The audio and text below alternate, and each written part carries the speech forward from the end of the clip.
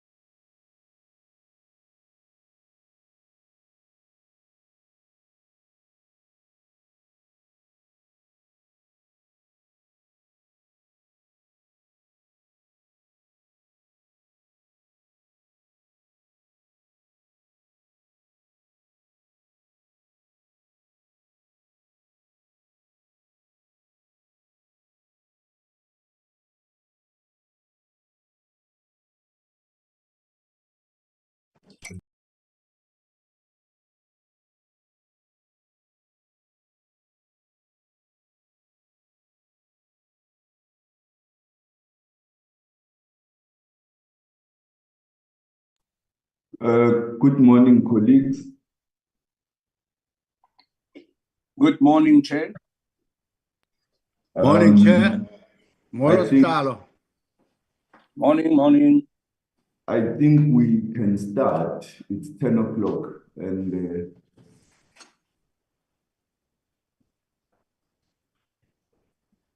we have with us colleagues from the Service Commission. Recording in progress. From the Defence Force Service Commission. Now, we have a delegation of 9 that we would like to introduce, starting with the acting chairperson. And perhaps I could ask the acting chairperson, to introduce the delegation that she is here with. But before she does that, I would like to welcome the honorable members on the platform and welcome the delegation from the Defence Force Service Commission. You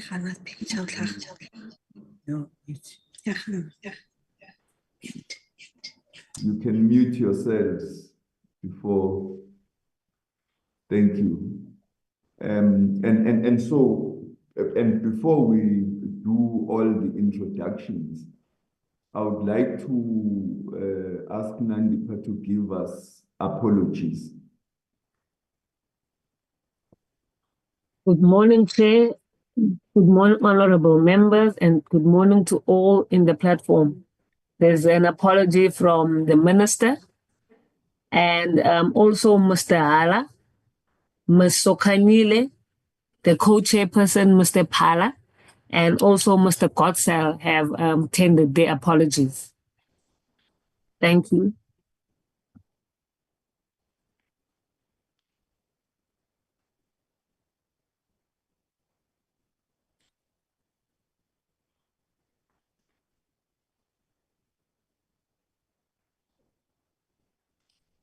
Hi, Chair. Yeah, you've muted yourself. Thank you. Sorry. So I was saying that after that, we have a brief agenda.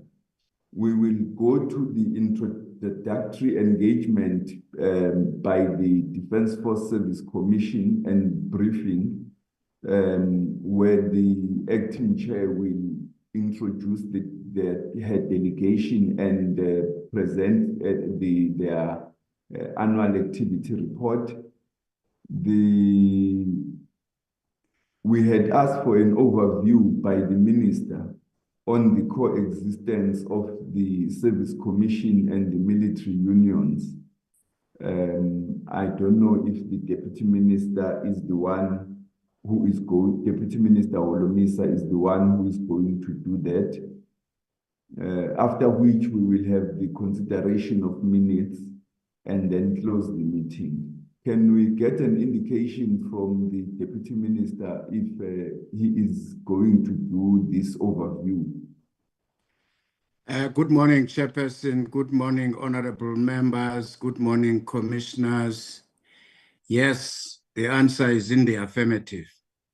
Okay, thank you. So what I want to suggest is that we take both presentations first, and then we have a discussion. Item 3 and item 4, one following the other.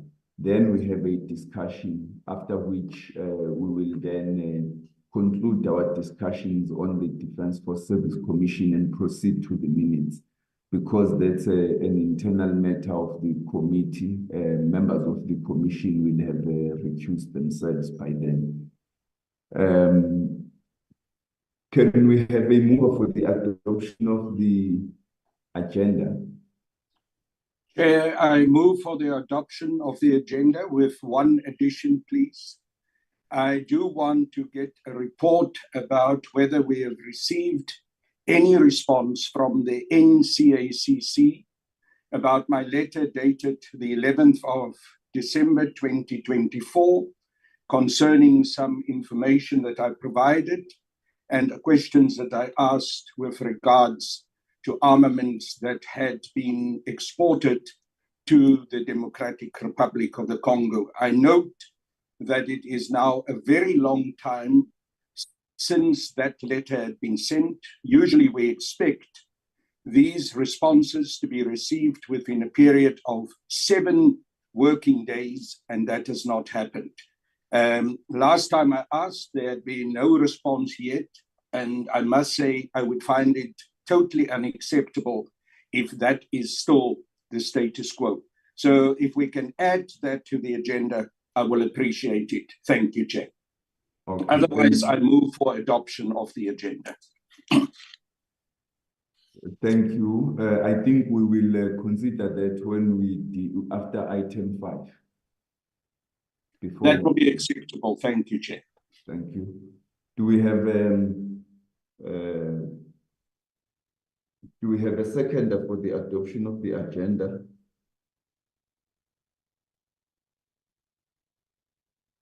Seconded, Chair. It's on the way. Thank you, Honorable Noel.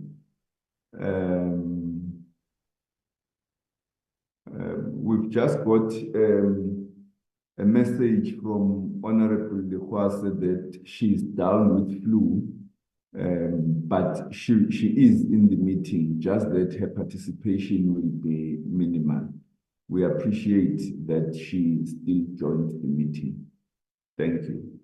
Can we then proceed, Acting Chairperson, to you to introduce your delegation and make the presentation.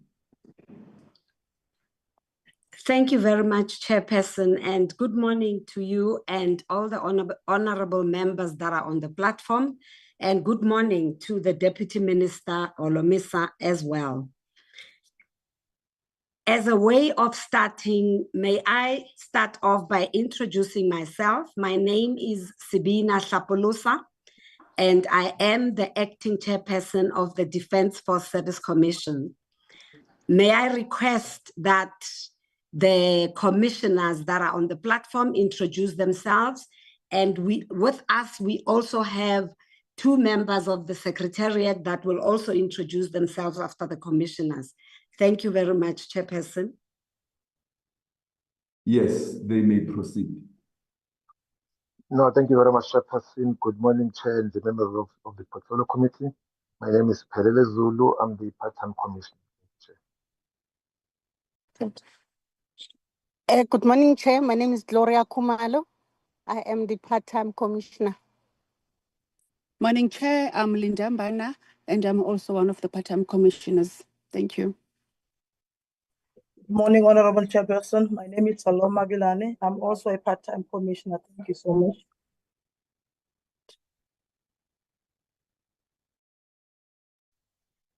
Good morning, Chair. My name is Philip Mutsepe. I'm the head of Secretariat for the Commission. Good morning, Chair. My name is Lerata Polokhane. I'm the Acting Deputy Director Research for the Commission. Thank you very much. We are done with our introductions, Chairperson. Chairperson, the presentation we are going to be giving today is, as you had rightly said, on the Defence Force Service Commission's annual activity report. Before I embark on it, may I request to indulge you on a few minutes just to give you the context of briefly what the Commission is and what it stands for. I'll be very brief if you allow me, Chairperson. Yes, I think it would be appropriate to do so, given that some of the members are new and they are not familiar with the Defence Force Service Commission. So you may proceed. Thank you very much, Chairperson.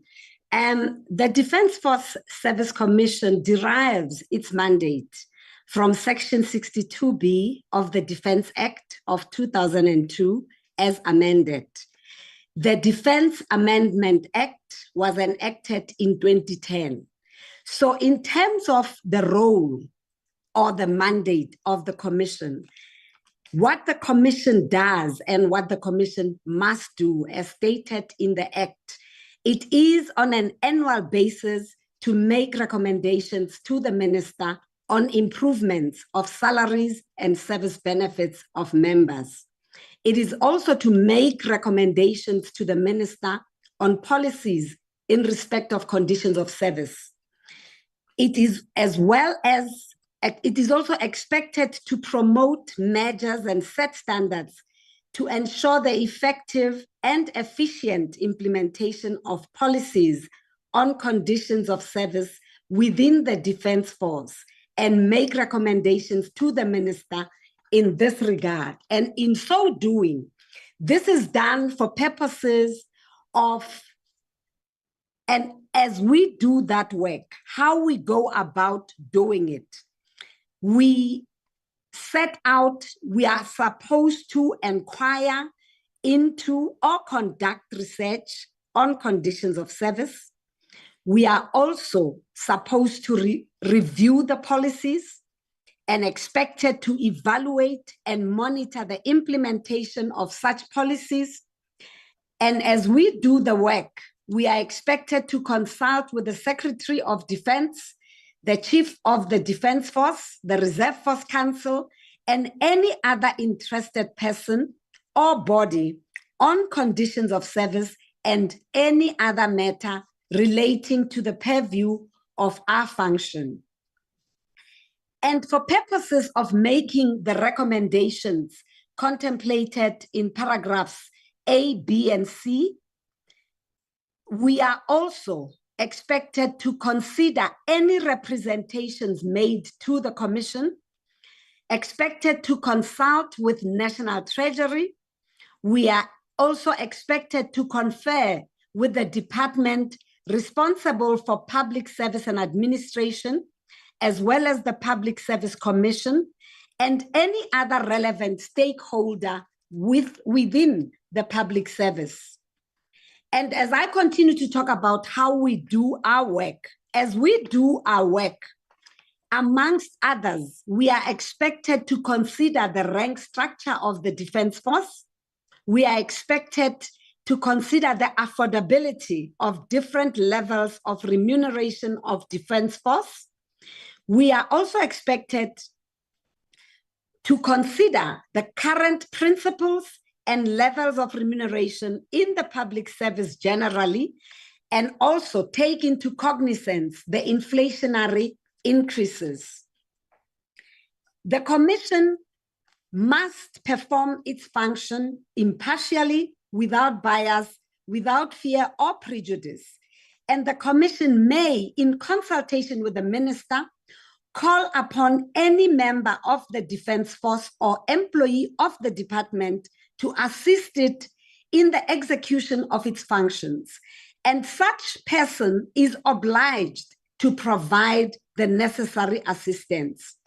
The Minister determines the conditions of service for members of the Defence Force in consultation with the Minister of Finance, and having received a recommendation from the Commission. And beyond that, Chairperson, we then as a Commission crafted our vision and mission, which simply says our vision is to be a world-class advisory commission on military conditions of service. And our reason for existence is to provide quality advice to the Minister of Defense in pursuit of a better life for soldiers. Having said that, Chairperson, I am now embarking on the business of today. So I've already spoken about the Act, and I've already spoken about how we interpret the Act in our day-to-day work. Therefore, in terms of what today is about, the scope I will take you through the introduction as well as talk you through the performance information, in particular addressing the financial and non-financial information. I'll also speak through the governance, our human resources management, as well as the challenges we encounter in doing our work. And I will close with specific acknowledgements that I will share at that time. Starting with the financial performance, we thought it prudent, Chairperson, to acknowledge that the report under review was done under the leadership of the former chairperson by the name of Ian Robertson, and also stress that we, however, collectively as a commission, take full responsibility of its contents. So the commission manages and controls its expenditure of its vote or the current allocation within the adjusted budget. We do this transparently through the budget control committee meetings. Let me take you through our budget expenditure. As it stands, as a commission, our total budget is about 15,600. 15 million, my apologies for that, 600, of which 10 million and 36 goes towards HR and 5.5 goes towards operational. It's also prudent for us to mention upfront that against that budget in the year that was, we surrendered an amount of 1.750 million back to the DOD, the Department of Defense. Our total expenditure is about 13.5 million, broken down as 8.551 million under human resources and 5.29 million under the operational budget. Expressed in percentages, HR, 85.20% goes towards HR and 90.41 is towards our operational budget. In terms of the surplus that we incurred in the year that was, on the total budget, it was 2,091,000, and on HR, it was 1.4 million, and on the operational budget, it was 533. So I'm still on the financial performance information, Chairperson. The surrendered amount was primarily due to administrative delays and a late submission of invoices from one of our service providers. But broken down into specific reasons, when it comes to HR, we specifically had one post of a researcher at a salary level 9 that was funded that could not be staffed. We also had the 3 vacancies within the commissioner's structure, which were not staffed at the time, and the vacancies are still currently 4. On the performance incentives, we were not paid.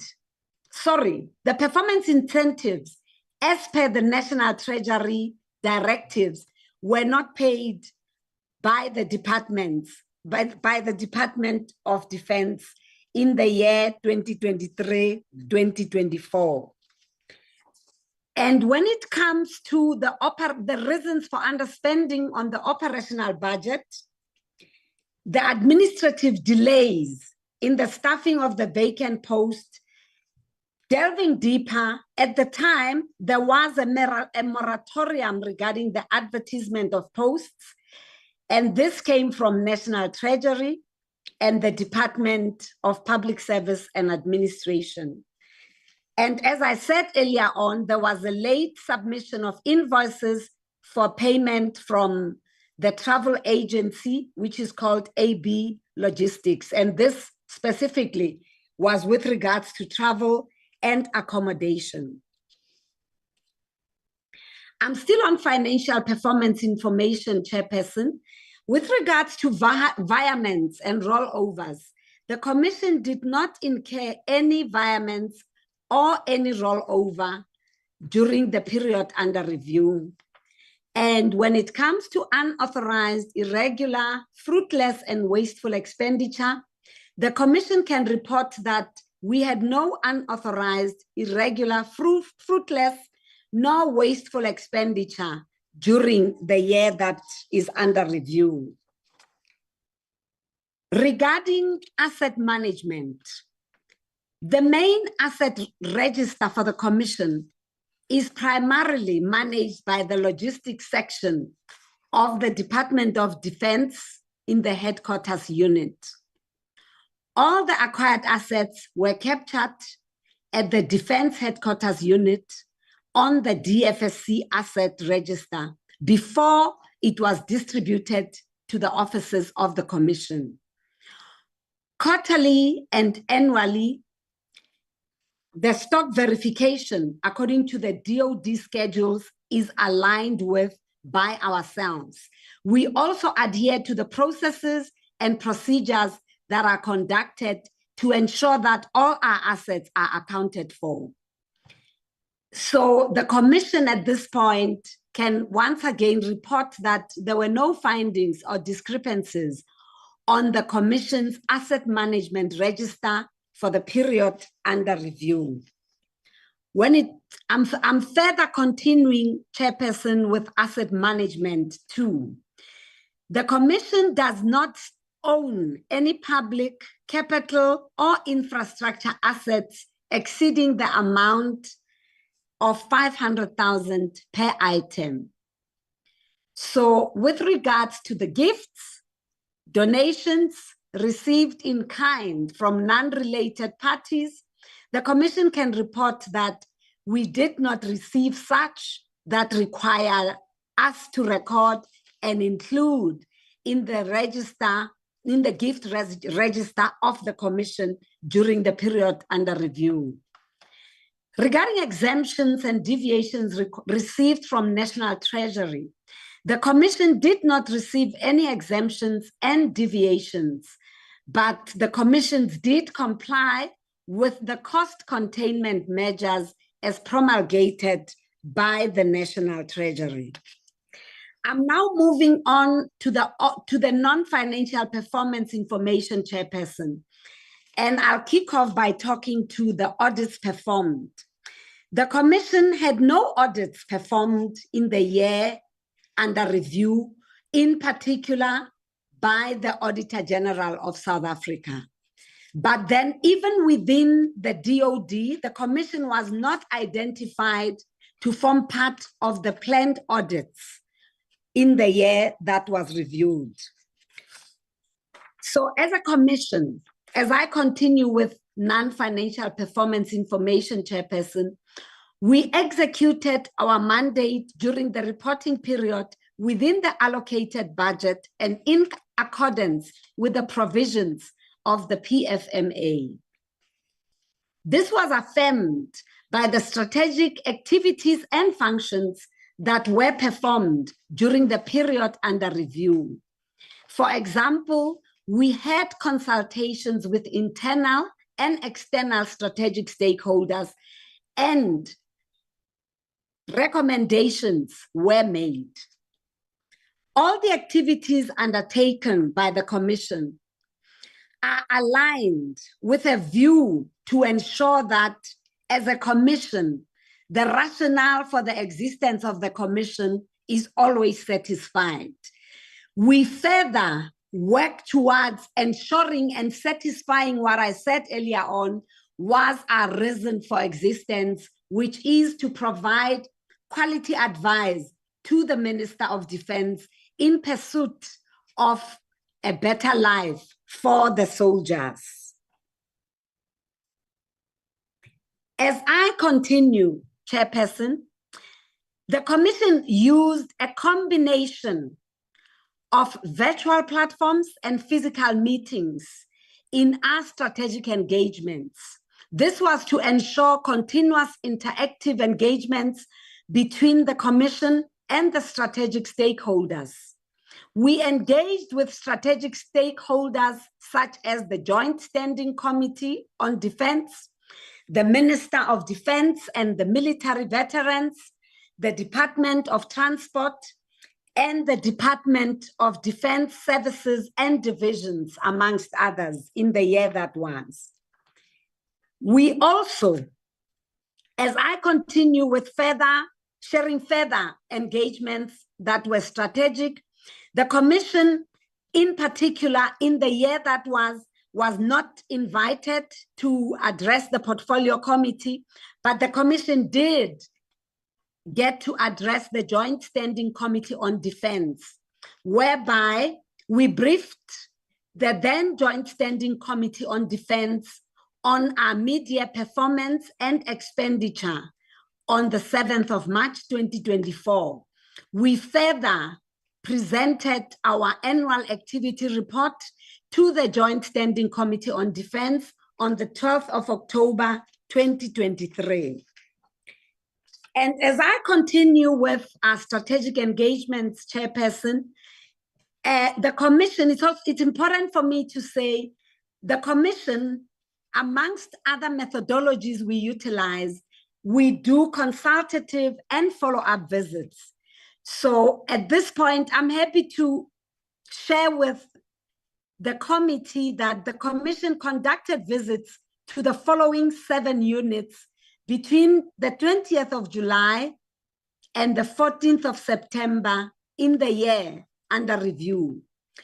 Amongst the areas we visited was the South African Army Infantry School, the 5 SA Infantry Battalion, the Joint Tactical HQ in KZN, the Ops Corona Base in Pongola, the Naval Base in Durban, the SA Army Combat Training School, as well as the Warrant Officers Academy. The purpose of such visits generally, and let me start with the consultative visits. We conduct consultative visits with a view to assess and interact with the aim of ascertaining the conditions of services of the members in the units. And we also do this with a view to make our own findings and observations so that when we make our recommendations to the Minister of Defense, they are based on not only what we have heard, but also our experiences and the pictures that we also tend to take, in particular related to some of the things we would observe within the environment. And with regards to the follow-ups in particular, we would engage in follow-ups, in particular visiting the very areas that the Commission would have visited on previous occasions, with the aim to determine the extent of improvement on the conditions of services that would have in particular pertained to specific areas during our visit. And all these would also go a long way in informing what makes its way into our recommendations that we then submit to the Minister. And it's also important to note, Chairperson, that all visits that the Commission undertakes to the military bases are facilitated through the Office of the Chief of the SANDF. As I continue, Chairperson, with our non-financial performance information, I want to share that we briefed the DoD services and divisions. And in particular, we addressed the Military Command Council on the date stated in April regarding our planned visits and the alignment of our activities and the extent to which how our visits are a part of our mandate. The next one is we had a visit by the Principal Officer of the Regular Force Medical Continuation Fund, who briefed us on the 1st of December in 2023 regarding the state of the fund in the wake of unsustainability and its inability to service the medical needs of the SANDF members. We continue, Chairperson, on our non-financial performance information, and I'm now going to talk to you about the recommendations that we specifically submitted during that year. We submitted the cost of living adjustment recommendation for the members of the South African National Defence Force. We also submitted a recommendation on group life insurance scheme for the SANDF members. We further submitted a recommendation on the development of the remuneration philosophy that must be preceded by the development of a comprehensive HR strategy of the South African National Defence Force. Still on recommendations, Chairperson, the following were highlighted as key recommendations that we felt needed further engagement by the committee during the briefing to the committee on the 7th of March 2024. These recommendations were as follows. They were a recommendation on the unemployment insurance fund of the reserve force members. This was mainly a recommendation that was aimed at getting the Department of Defense to submit the amendment of the UIF Act to enable the members on contract, the reserve force members, that is, to contribute to the UIF. The other recommendation we were highlighting at the time, Chairperson, was a recommendation on the group life insurance scheme. The model in particular on this one that we were recommending is one that seeks to ensure that all beneficiaries of SANDF members, not just those that are deployed, get to be entitled to the benefits, while at the same time being cognizant and safeguarding the SANDF and the Department of Defense from bearing the financial risk. Chairperson, I'm still continuing with the submitted recommendations.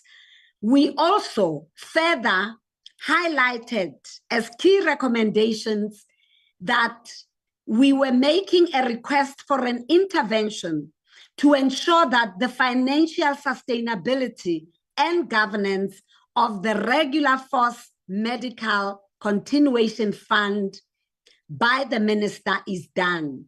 What we did, we made a specific plea to the minister to allow for the Board of Trustees and the Principal Officer to give a detailed briefing to the minister and share with the minister the status of the fund, which included the recommendations that they had at the time towards making and keeping the fund sustainable. Chairperson, I'm now moving on to talk about matters of governance. I'd like to start by saying the Minister of Defense and Military Veterans is the one responsible for the oversight on all organs within the department, as we all know, and that the DFSC submits quarterly performance against plan reports and the annual activity report according to our legislated requirements, as well as the National Treasury and DOD timelines and guidelines, and the reports on findings and recommendations as per Section 2B, 1A, B, and C of the Defense Amendment Act to the Minister. The Commission does not have registered corporate risk on the Department of Defense Enterprise Risk Management Register. We do have managerial challenges that are in the main dealt with, first of all, recorded, but dealt with like finding ways of how we deal with, because we regard those, or they do constitute a risk in the work of the Commission. This risk, the adverse impact, has an adverse impact on the overall functioning of the Commission, because our current capacity as commissioners is or stands at 6. According to the Act, the commissioners are supposed to be a minimum of not fewer than 8, or minimum of 8, and not more than 10 members appointed by the ministers. So that was the status quo in the year that was. And it still is. And what we do to mitigate that risk is that, first of all, we have submitted an advisory to the minister to that effect, and also made recommendations within the advisory on the skills makeup of what exists and what the minister may want to look at in terms of creating a balance in terms of skills. But the Commission has, in principle, adopted a formula to effect a curated meeting with 3+1 commissioner. This we did in order to ensure that the Commission continues to operate despite the shortage of the number of commissioners. The other risk, Chairperson, is the inability of the Commission to effectively execute its legislated mandate due to an inadequate, or shall I say, a structure of the Secretariat which is not commensurate with the mandate of the Commission. What we have done, and we continue to do, is we did at the time, and even prior to that, commenced with a process of re-evaluating the structure of the Secretariat in order to address some of the capacity challenges. And in so doing, we produced a report which we submitted to the Directorate of the Integrated Management Systems within the DoD. However, both then and to date, we have not received feedback in that regard. And in the meantime, we continue to make do with what we have up until now, whereby we continue to make sure that work is done, as opposed to strictly focusing on allowing the Secretariat members to do what they were employed for. We expect of them all hands on deck as much as possible in order to enable the work of the Commission to continue to be done. Chairperson, I'm now talking on ethics and the code of conduct. As a Commission, we established a committee within the Commission focusing on ethics. This we did in 2022. And in the year that was, a plan which outlines the activities and tasks required in order to institutionalize ethics management within the DFSC were undertaken. We also have a code of conduct for the Public Service Act personnel for employees, which we utilize and is also regarded and is applicable to all the employees within the Secretariat. We as a Commission continue to do our best to subscribe and align our work with the King 4 prescripts on corporate governance. Still on governance, as I conclude that heading, Chairperson, the Commission would like to report that there were no incidences of fraud and corruption that were reported or investigated during the period under review. Also on health and safety issues, we would like to report that the Commission nominated a member of the Secretariat to act as an occupational health and safety representative for the Commission. For this, the member reports all work-related hazards, risks, and dangers directly to the officer commanding of the South African Medical Health Service Headquarters Unit, where the Commission is housed at the moment. Chairperson, I'm now moving on to the aspect that speaks to the human resources management.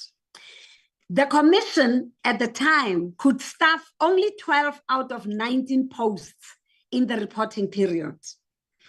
The vacant and unfunded posts are those of the Senior Administrative Officer, the Level 8, the Media Clerk, Level 6, Case Management Clerk in Level 8. And the vacant posts at the time were advertised and the staffing process has since commenced. These were that of a Deputy Director Operational Support Level 11, the Assistant Director Total Rewards Level 9, the Commission Secretary Level 7.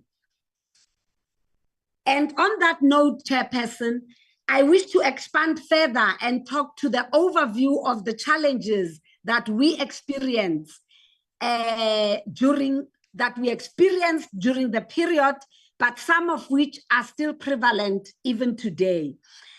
The honorable members will realize that I was specific in mentioning the levels of the posts that are due or were due to be filled. This is in particular with a view for us to elaborate on the point I made earlier that we have a structure of the Secretariat which is not and has never been commensurate with the mandate of the Commission.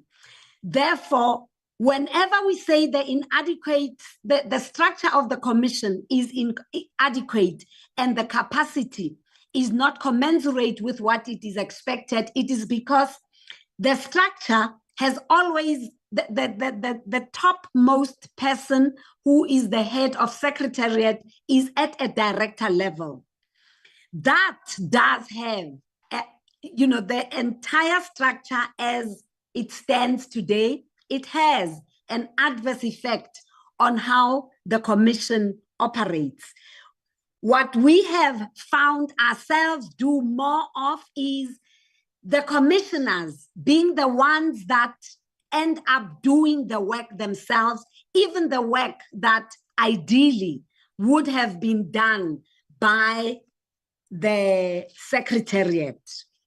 So, and on some of the things, you will also realize that the Commission is wholly dependent on the DOD in all the work we do, systems and all. That too does have an impact on our work because we are not in control of what needs to be done, by when it should be done. And hence I stated earlier that an initial submission was done probably 8 years ago. 5 years ago, another one was done. To date, the Commission has not received feedback on matters related to the structure. Chairperson, allow me to make acknowledgements and appreciate the support and guidance that we've received and we continue to receive from the Portfolio Committee as well as the Joint Standing Committee on Defense.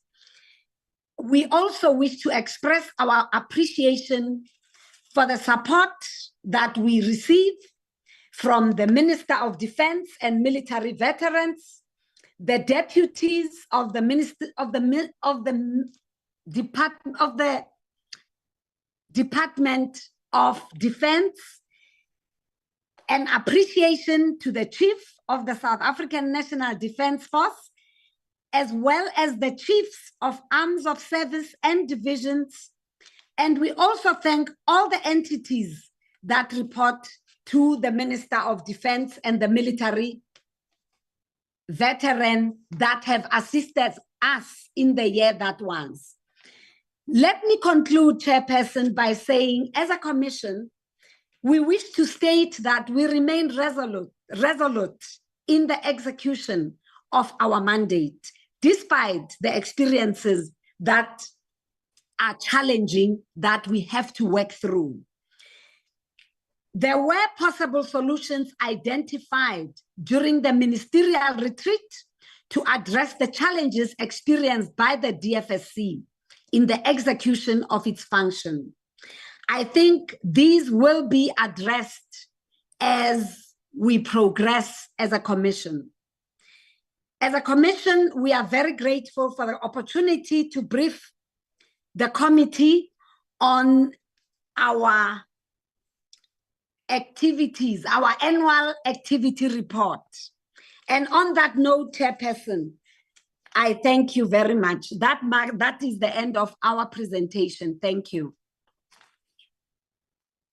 Thank you very much, Acting Chairperson.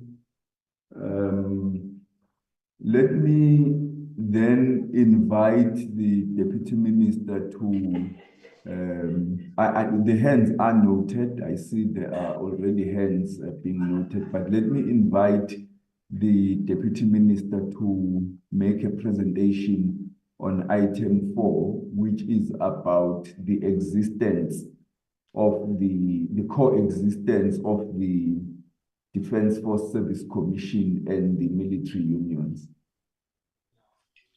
Thank you. My apologies to barge in. I just want to ask, as we ask the Minister now to do so, we were amiss not to have requested the reason why the Minister of Defense, who was supposed to make this presentation, is not present. Perhaps the Deputy Minister can enlighten us to that reason. I think we do need, when we get these excuses from the Minister and apologies, we do need to note the reasons why the Minister and others who are supposed to be at the committee and who are on the agenda of the committee have not appeared. So if we can get that explanation, it will be appreciated. Thank you, Joint Chair. Thank you. Honorable Harting, is your hand up for discussion, or you want No, I will lower it until we get a question time. Thank you, Chair. Okay, sure. Thank you. Deputy Minister, if you could also, if possible, indicate if you are aware of the Minister's reason. Okay. Chairperson, honorable members of the Joint Standing Committee, commissioners, we are being asked to address the committee on the existence of the Defence Force Service Commission and military unions. Firstly, the minister asked me yesterday to represent him in this session because he is committed. So I didn't ask the reasons for or what she is going to do. Having said that, let me go straight to the topic of the day. Long before the emergency of the Defence Force Service Commission, unions had already established themselves within the SANDF. These unions played a vital role in advocating for the rights and welfare of their members. However, a key challenge arose when numerous soldiers felt that their grievances were not adequately addressed within the bargaining council, nor were they effectively represented. Their complaints ranging from poor living conditions, lack of transparency in promotion policies, and inadequate transport from bases to areas marked as their interest were repeatedly raised with their commanders, yet remained unheeded. This led to widespread dissatisfaction among members of the SANDF, some of them. The turning point came during the tenure of the then Minister of Defense, Minister Lindiwe Sisulu. Following a cabinet meeting in response to the historic march to the union buildings, President Jacob Zuma and Minister Sisulu asked me to join a small team to engage with the aggrieved soldiers and address their concerns. A small team, which included figures such as Lieutenant General Lambert Moy, that we used to call him A, and Bishop Pumlwana and others, was established.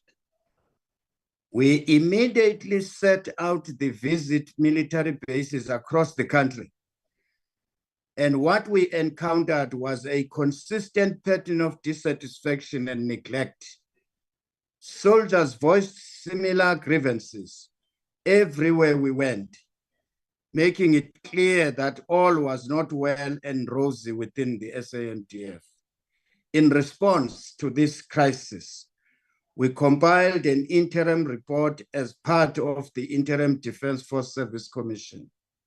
This report was submitted to the Minister of Defense, the Commander of the SANDF, and the Secretary for Defense. While some recommendations were addressed, the majority at the time were ignored. This lack of implementation ultimately necessitated the establishment of the Permanent Defense Force Service Commission, one that would not merely advise the minister. That was our hope, that would be given independent status, but would also have the power to enforce the implementation of its findings and recommendations. Unfortunately, this vision never fully materialized, that of giving the Service Commission an authority or independent powers.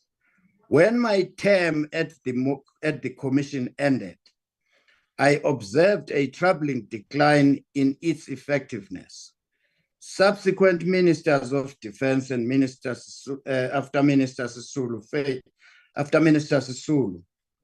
failed to provide the necessary support to ensure the commission's work continued unhindered. As a result, many of the same issues that plagued the SANDF at the time of the commission's inception remain unresolved today. Unlike unions, let me address the unions now. Unlike unions, the Defense Force Service Commission has several powers. It is established by the Act of Parliament, ensuring its legitimacy and mandate. It submits annual reports, thereby maintaining a direct line of accountability. It is allocated a budget which enables it to function independently. It has the authority to visit military bases and engage directly with all soldiers, not just members of a specific union. On the other hand, unions are restricted to representing only their respective members. Their scope is thus limited, whereas the Commission has a broader responsibility to advocate for the welfare of all SANDF personnel. Finally, for the Defence Force Service Commission to be truly effective, it must not be undermined, disregarded, or reduced to a symbolic entity. If we genuinely seek to empower this commission, we must reconsider its powers, enforce its mandate, and ensure that the act governing it is respected and implemented in full. Honorable Chairperson and esteemed members of the committee, the Defence Force Service Commission was established to be the voice of all soldiers. If we allow it to be rendered ineffective, we risk perpetuating the very injustices that led to its creation in the first place. I therefore urge this committee to critically assess the Commission's current status and take decisive action to reinforce its authority and effectiveness. Thank you very much, sir. Thank you very much, Honorable Deputy Minister. I have since inquired on the reasons for the minister's unavailability, and I am advised that she is accompanying the president on his official program in Gauteng.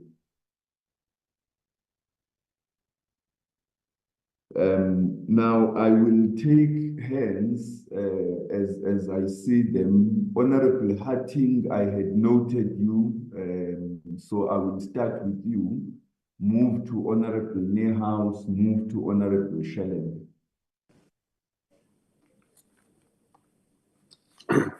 Thank you, Chair. I've got a few questions. First, it's about the functioning of the commission. Now, I see on, I think it was slide 6, it was stated that the previous Mr. Ian Robertson was responsible, I've got the slide here, for the presentation for the year under review, which is 23-24. But I don't believe that's accurate because Mr. Robertson left by December 2023. He was the previous chairperson. So my question would be, why would you then put that in your presentation if that's not the truth? And perhaps then also going to the Deputy Minister, why for a period of 15 months the position of the chairperson was not filled? Second, in terms of the Act, I think it's section 62H, well, in 62, the minister must also appoint a deputy chairperson. No mention was made of the deputy chairperson, and I would like to know who that person is, and if there's not a deputy person, there were not a deputy person appointed, why not?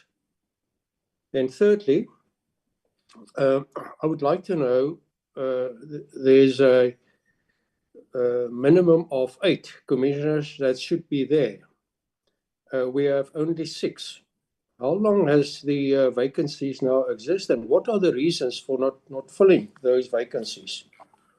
Linked to that, obviously, if there's the term ending soon, that may be an explanation. When does the term of these commissioners actually end?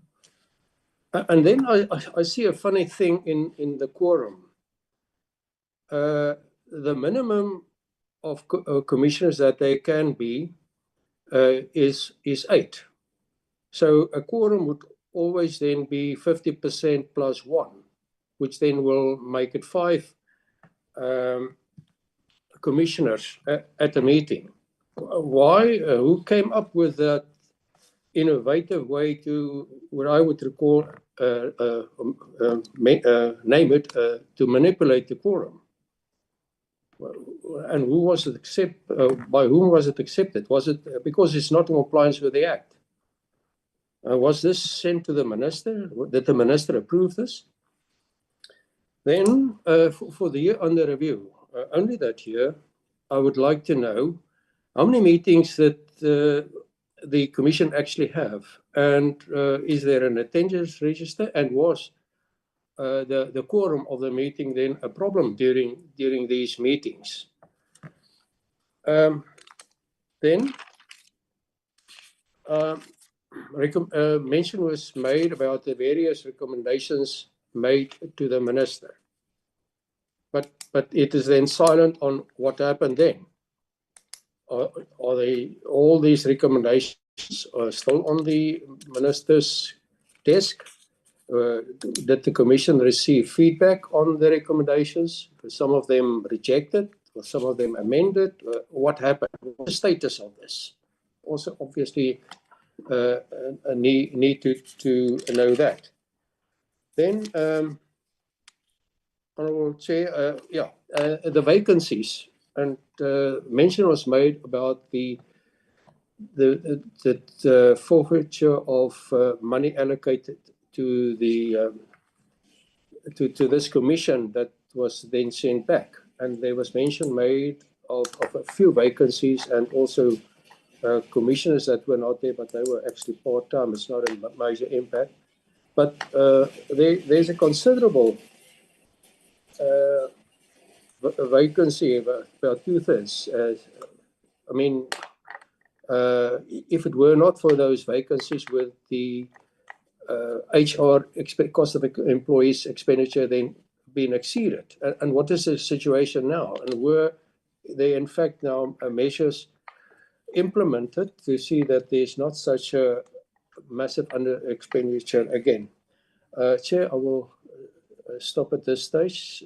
Perhaps I will have follow-up questions later. Thank you.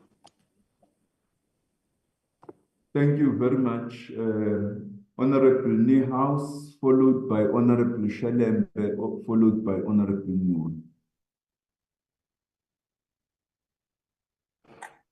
Thank you, Chair. Just an observation. I do not find, but I don't think we need to discuss it, the reason that we have received why the minister is absent acceptable. This is a line function responsibility that the minister had to be here for this presentation on the Defence Force Service Commission. And in all importance, she should have been here and not be part of what is a walkabout with the president. But let me leave that there for now. Chair, what we have been given by retired Major General Holomisa in terms of the background, in terms of the history of how the Defence Force Service Commission came about, indicates to us the importance of this commission. But sadly, as we sit here today, we deal with a commission in terms of this report, which is entirely dysfunctional. It says that it wants to meet with the King IV prescripts of corporate governance, but it does not do so. It manipulates its own quorum. It does not have enough commissioners. It has underspended on its budget, and it has made apparently over 200 recommendations, but we do not hear which of those recommendations have been responded to in any positive way whatsoever.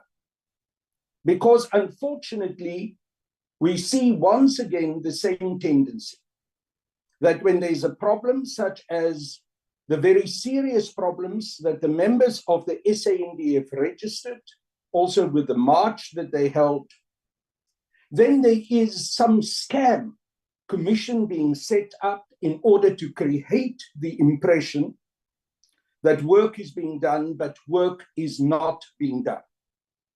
In fact, unfortunately, the Defence Force Service Commission, to my mind, is only once again a glorified employment agency. Because if you look at the financials, The major expenditure is on cost of employment. We hear that the Commission had visited 7 different bases of the SANDF. But in the report that we received this morning, we did not hear a single recommendation or assessment of the conditions that they found in those bases that they visited. I would like to hear from the Commission what their impressions are of the terrible conditions that members of the SANDF are faced with. Furthermore, Chair, I want to hear from the Commission whether they're only able to make recommendations, and sadly, the operative word is recommendations, because once again, there are no binding findings, and the Minister of Defense and Military Veterans is not under any obligation to implement the findings of the Defense Force Service Commission. So it ends up, as far as I can see, mainly in file 30. But I also want to know, do they think in general, because they don't tell us, whether the conditions under which SANDF force members are having to serve both inside South Africa, and if they can also have any view on what is happening outside South Africa with deployments. In fact, it's not clear to me whether they actually have within their mandate to consider also those conditions. Can they also respond to the situation, the tragic situation that played itself out in the Democratic Republic of the Congo? And then lastly, Chair, General Olumisa asks us to make sure that this commission must get teeth. I think it is also the responsibility of General Olumisa, as someone who was a member of this commission and who is now in the executive, to come up with proposals that will make sure that this commission is, first of all, properly financed. Secondly, that it does have the independent, enforceable powers to be able to execute its duties. Because now this commission is once again just a plaster that had been put on a festering wound without any effect. And that is, and with this I want to conclude, Chair, that is why there had been the development of the Defense Force military labor unions. And I want to know what the cooperation between those unions and the Defense Force Service Commission is, because General Olumisa correctly pointed out that the Defense Force Service Commission has certain responsibilities in terms of the law, certain capabilities in terms of the law that the union does not have. What cooperation is there between the union and the Defense Force Service Commission? Is it an antagonistic relationship? Is it an adversarial relationship? Or is it a relationship of cooperation where the Defense Force Services Commission can also be enriched by what is brought in terms of the complaints and concerns of the members of the SANDF to the Defense Force Service Commission? I conclude, Chair, overall, this is a very disconcerting report. The underspending indicates that, in fact, this commission is dysfunctional. The low number of commissioners and the many acting positions indicate the same. This commission is not the answer to the concerns, these very serious concerns that had been registered by members of the SANDF. And this commission has to be totally overhauled, given the necessary teeth, made an independent commission with its recommendations enforceable. I do not know how many of the 200 plus recommendations that the commission had made had received any positive response or implementation by the Minister of Defence and Military Veterans, and this is most disconcerting. Thank you, Chair. Thank you very much, Honorable Niehaus. It's a record-breaking contribution from you. We take Honorable Shelembe. Thank you very much, Chairperson. Chair, well, some of the questions have already been asked by the previous speakers. But, Chair, just looking now, especially to the money, that's 1.7 million that was surrendered, which is very, very worrying, because currently the Department of Defense is asking for additional funds to run the department optimally. But the department is failing to spend the little that is given to it. And the worrying factor is that, if the Defense Force Service Commission, is having the money that is returned back to the Treasury, what does it mean? It means now they won't get, the priority when it comes to allocating funds, because they can't spend what they have. The money has been surrendered. That's it. Two, I was checking now, when it comes to the 7 areas that were visited by the commission, is there any possibility that this committee can be furnished with the full report or the full findings, including the response from the minister if she has attempted to attend those findings? 3, Chair, well, the question been asked already about the commission not meeting, the minimum requirement in terms of the structure, which is 8, and that has been changed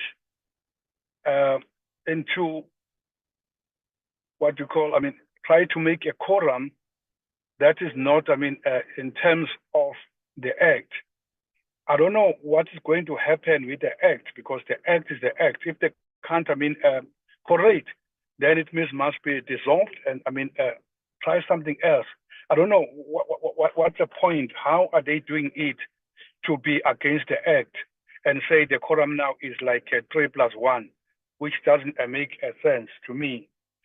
Chair, going further, even I think the Deputy Minister of Defense has highlighted some of the needs, the issues for the soldiers, which included the issue of transport.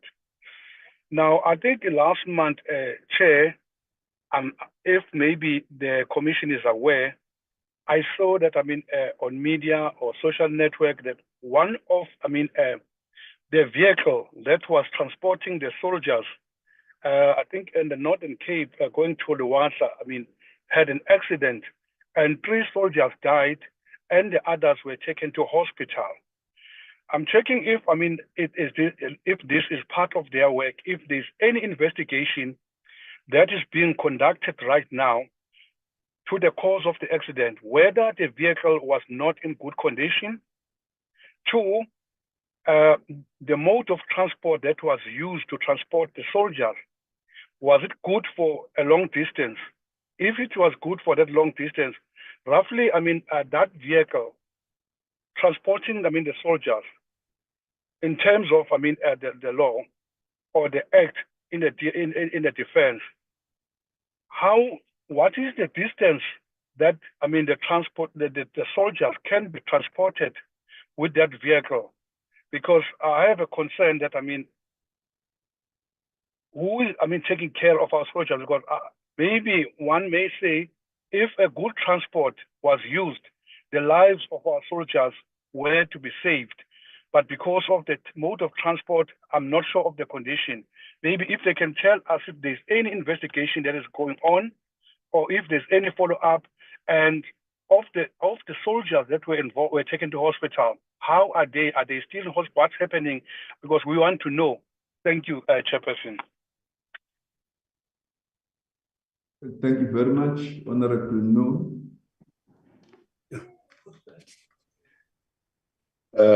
Thank you very much, Honorable Chairperson. Oh, I thought my background would be the one of the Parliament, but no problem. I'm sorry for that background.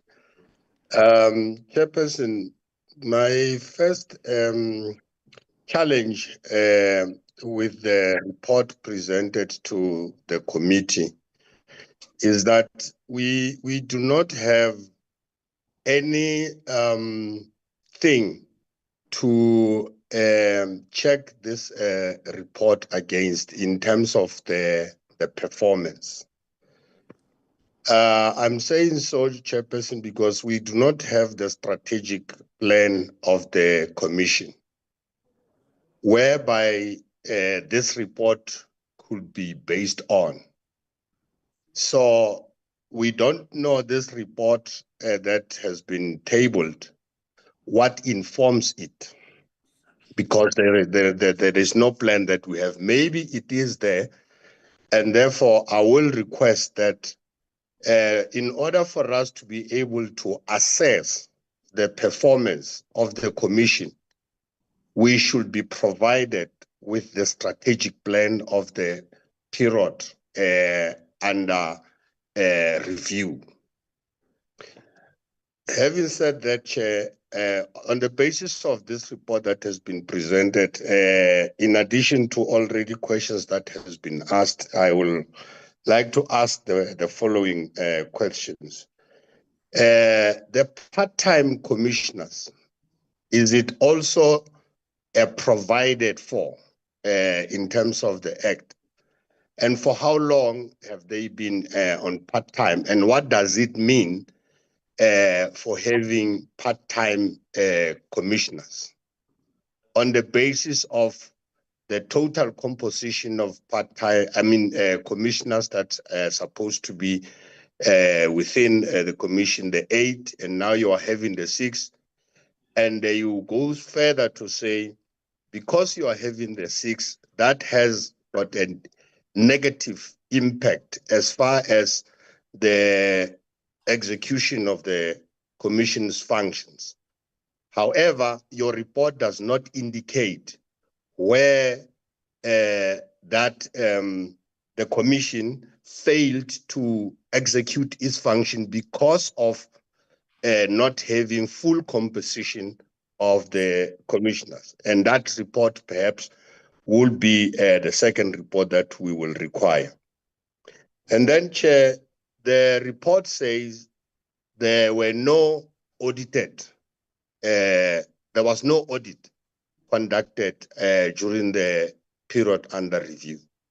Now, the question is, how then do you know that you had no unauthorized or, around the expenditure, there were no defects? That means it is based on your player and a referee. So should we trust that your financial report is in fact correct when it was not audited? And why was it not audited? Because every funds that are appropriated to any institution of government, its finances, it's a must, they must be audited. Why were they not audited? And how should we believe that the financial report we are given is credible? And that goes up to even the findings around no fraud, no corruption, anything that relates to finances, Chair. Why should it be believed that it is correct?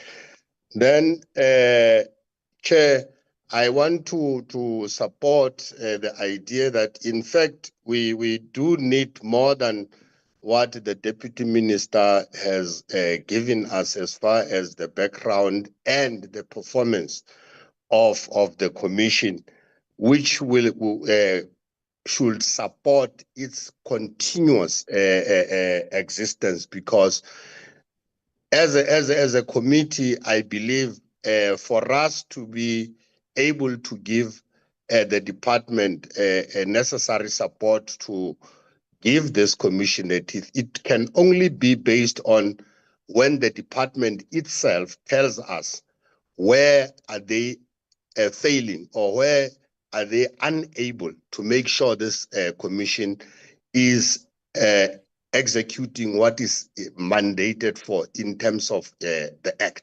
So we don't have that report beside the summary background that the Deputy Minister has just given to us. Thank you, Chair. I will, for now, stop there. Thank you. Chairperson. Yes, Honorable Hatti. Chairperson, I would just, sorry, I would just like to add one question, which also then perhaps may, if properly responded to, share some light on the questions that came after. Just a short question, please. And this is go ahead, but may I request the other members, Honorable Shelembe and Noe, to please lower their hands so that I can know that, yeah. Thank you, Chair. This addresses reporting, and I think if we perhaps had the report, many of the questions would have been addressed. In section 62H of the Act, it states that the Commission must report within 2 months of the end of the financial year, submit a report on its activities and findings to the Minister, and then it goes ahead and says that the Minister must then table that in Parliament. Now, I don't know whether this was done. I certainly have not seen that report. Perhaps we can get clarity on that. And then further, based on this, in section 62H4, it says, the Commission must, by notice in the Gazette, annually publish its findings and recommendation in respect of its work. I would like to know whether this was in fact done for the 23-24 year. Thank you, Chair. Thank you very much. Just a few comments and questions from me as well. It seems to me that there is a general trend of lack of governance in many of the structures that are within the SANDF. The same trend with regard to the findings of the Commission were observed in relation to the military ombudsman, that there are findings made, recommendations made, but they are not implemented. I think we may want to call for an audit of all those findings so that we also get a response as to why they have not been implemented. So it would be various findings which remain outstanding over the years. In what year was the finding made? What was the case about? And why those findings have not been implemented and recommendations not been implemented? And how long they have been outstanding. Secondly, going back to the issue of governance, it concerns me a lot, because as the other members have indicated, there is a commission. We don't know when the current commissioners were appointed. My understanding is that commissioners have a 5-year term, non-renewable. That being the case, it would be important to know when were the current commissioners appointed, when is their term of office ending, and what is the governance framework for appointment of new commissioners, and what are the implications for the institution if there is no continuity after every 5 years? Whether the new commissioners who come in after 5 years, including a new chairperson, have sufficient institutional memory for them to be able to know what is it that they need to take forward, and what are the new cases that are coming before them. That becomes a serious matter for concern. I don't actually know what the purpose of a 5-year non-renewable term was, because in every organization, every institution or entity, there is provision for renewal of term at least twice. It could be that the 5-year term is too long, and that therefore to have members who would serve on the commission for 10 years was considered a concern. But if that was the case, then, as is the case in the King Code and in private and public enterprises, the term of office of the commissioners would have been reduced to 3 years, renewable at least once, to enable for rotation and continuity. This would enable the commissioners to have a sense of institutional memory. The chair, and there is just a, the chair has been acting for a couple of years. Why has the current acting chair not been confirmed as the chairperson or a new chairperson appointed? Now, some of these questions can obviously not be answered by the commissioners themselves, because to the extent that they speak to governance, they belong to the political executive as the executive authority. The problem is that with this, particularly the fact that the commission is operating on under capacity, the message could be that the commission is not a priority within the NDF, and that and at worst, the conditions of service of soldiers are not taken serious. I think if you take this together with the fact that the Ombud also complained about budget findings and recommendations not implemented and lack of support, it would communicate that message that the conditions of service of the soldiers are not taken serious. If that were not true, then I think the opportunity is here for clarification on those issues, and perhaps for the new administration to indicate what measures they are taking to address all of these issues, so that the perceptions, the impressions are corrected, and ordinary members of the National Defence Force are given the impression that their conditions of service and their grievances are taken serious. I would agree with the view that the framework of the commission needs to be reviewed, so that the commission is made independent, given teeth, but also aligned with the existence of the military ombud. The spending on personnel, is it commensurate? Because the question that is being asked, I think by Honorable Nwe, that, and other members have asked this, that we don't know what is the, what are we assessing the financial spending against? But the commission report says that spending on personnel consumes much of the spending.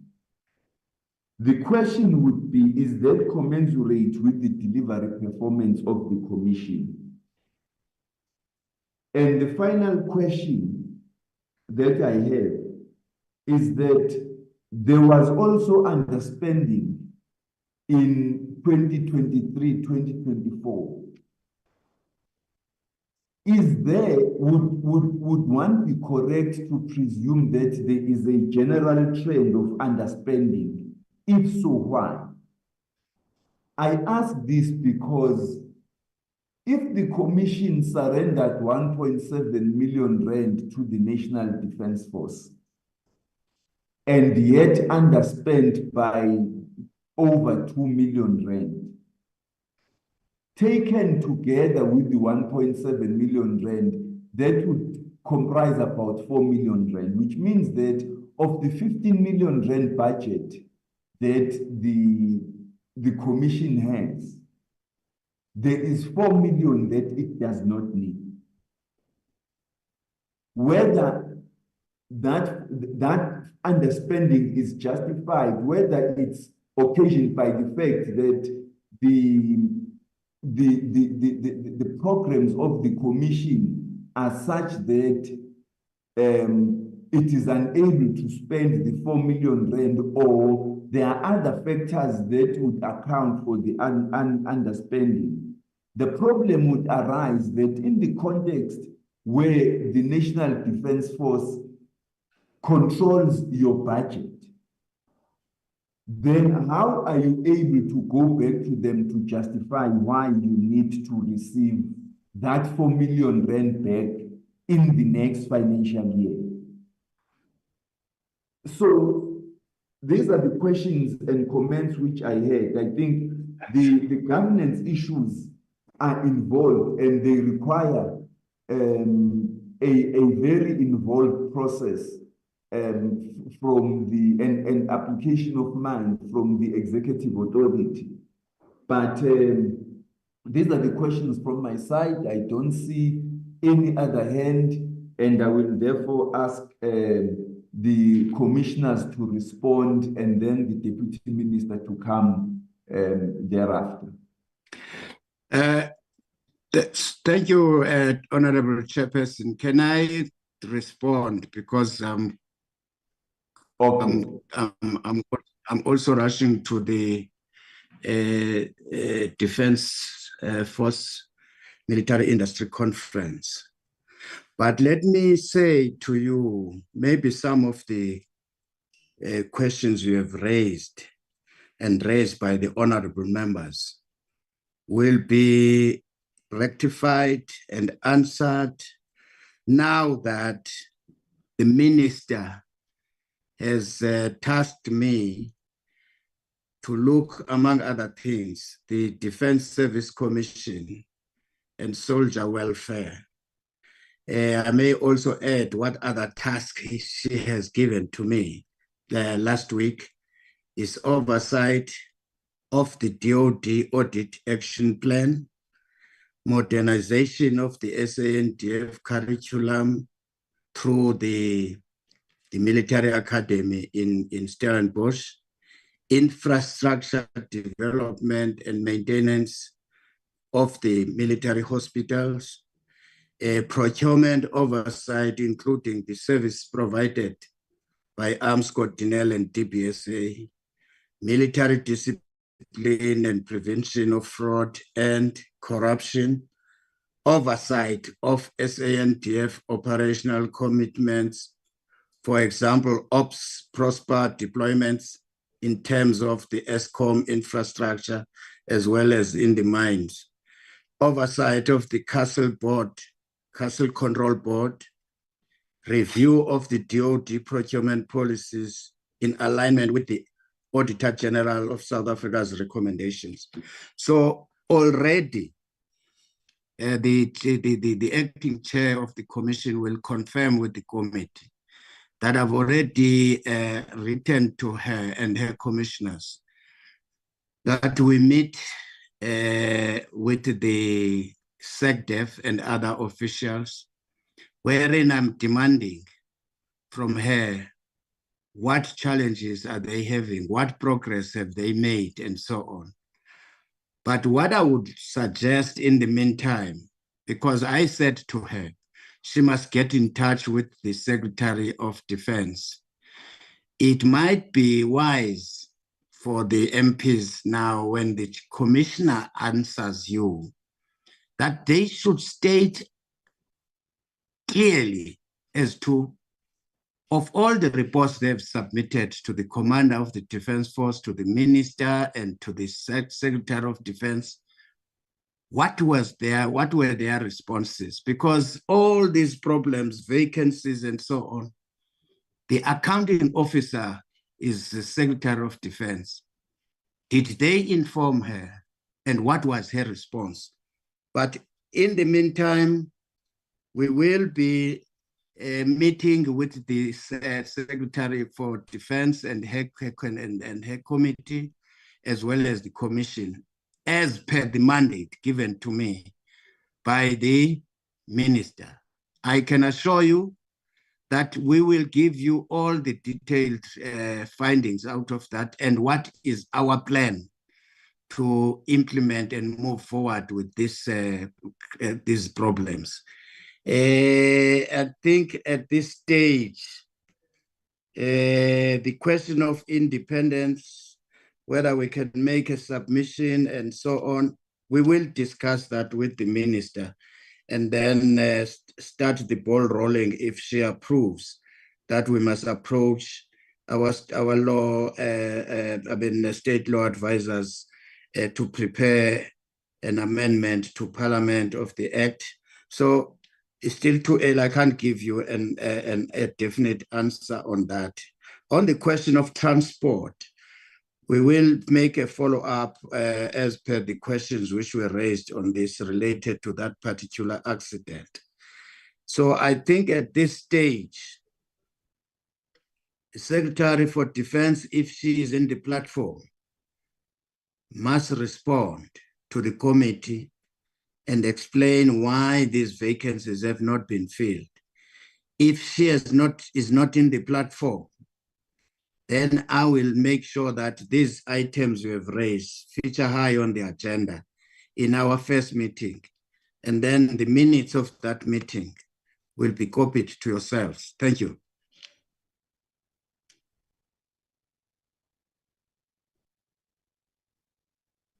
Thank you, Deputy Minister. Can we perhaps before you leave? Yes, sir. I see Honorable Niehaus has a hand up. I presume he wants to follow up on your response. Thank you, Chair. Well, I must congratulate the Minister. He's very good at pulling off coups. What I heard in terms of the list of responsibilities that he had been given, he's in charge now.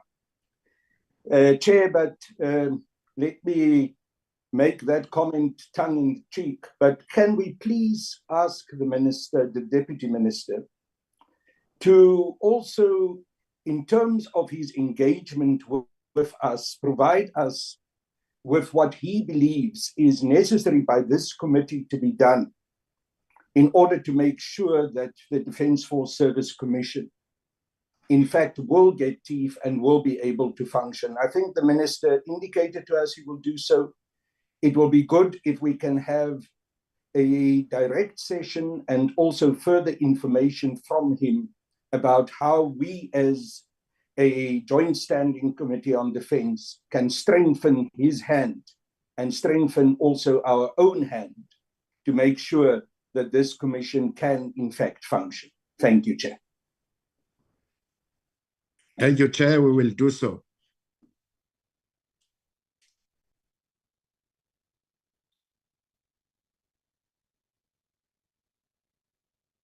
Hello? What's going on now? Sorry, I switched myself. I'm sorry, I switched myself off and I continued talking. I was saying, thank you, Deputy Minister. You are recused.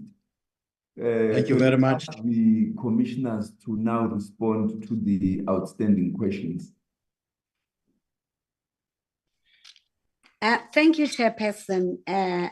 I will be responding together with my colleagues of the Commission, including the Secretariat. I may want to also start off by saying that a lot of some of the questions that were asked, Chairperson, are encapsulated by what the Deputy Minister has spoken about. But in terms of some of the questions that remain, with regards to questions of whether we have a deputy chairperson or not, I may have missed out on saying I am the appointed deputy chairperson. The vacancy of the chairperson has only been from the beginning of 2024. And the departure of the previous chairperson was at the end. In fact, it was at the end of December 2023. So that is how this report is premised on his leadership, because he had just departed. There were only 3 months outstanding, and hence our commitment to the report. And I think when it comes to the reasons of the appointments, that falls under what we are not, it's above our pay grade. It is something that I think will be responded to. And when it comes to our term, the term of the commission, as per of the commissioners, is 5 years per term. And it is also, like most others, they are and may be, their term may be renewed, or their term may be renewed. On the issue of the recommendations, the status, what we do get, a question was asked, I think, by more than one of the honorable members, with regards to where things stand with the recommendations. On the one hand, I think based on what the Deputy Minister said, it is something that my understanding is after our meeting with the Secretary of Defense, we would have a comprehensive report. But the response that we can give, that we know of, we do get acknowledgements of receipt of the recommendations. And with regards to a question related to vacancies, and I may as well at this time respond to most of the questions related to the vacancies. The one question spoke to whether, had we filled the positions, would we have performed better or differently?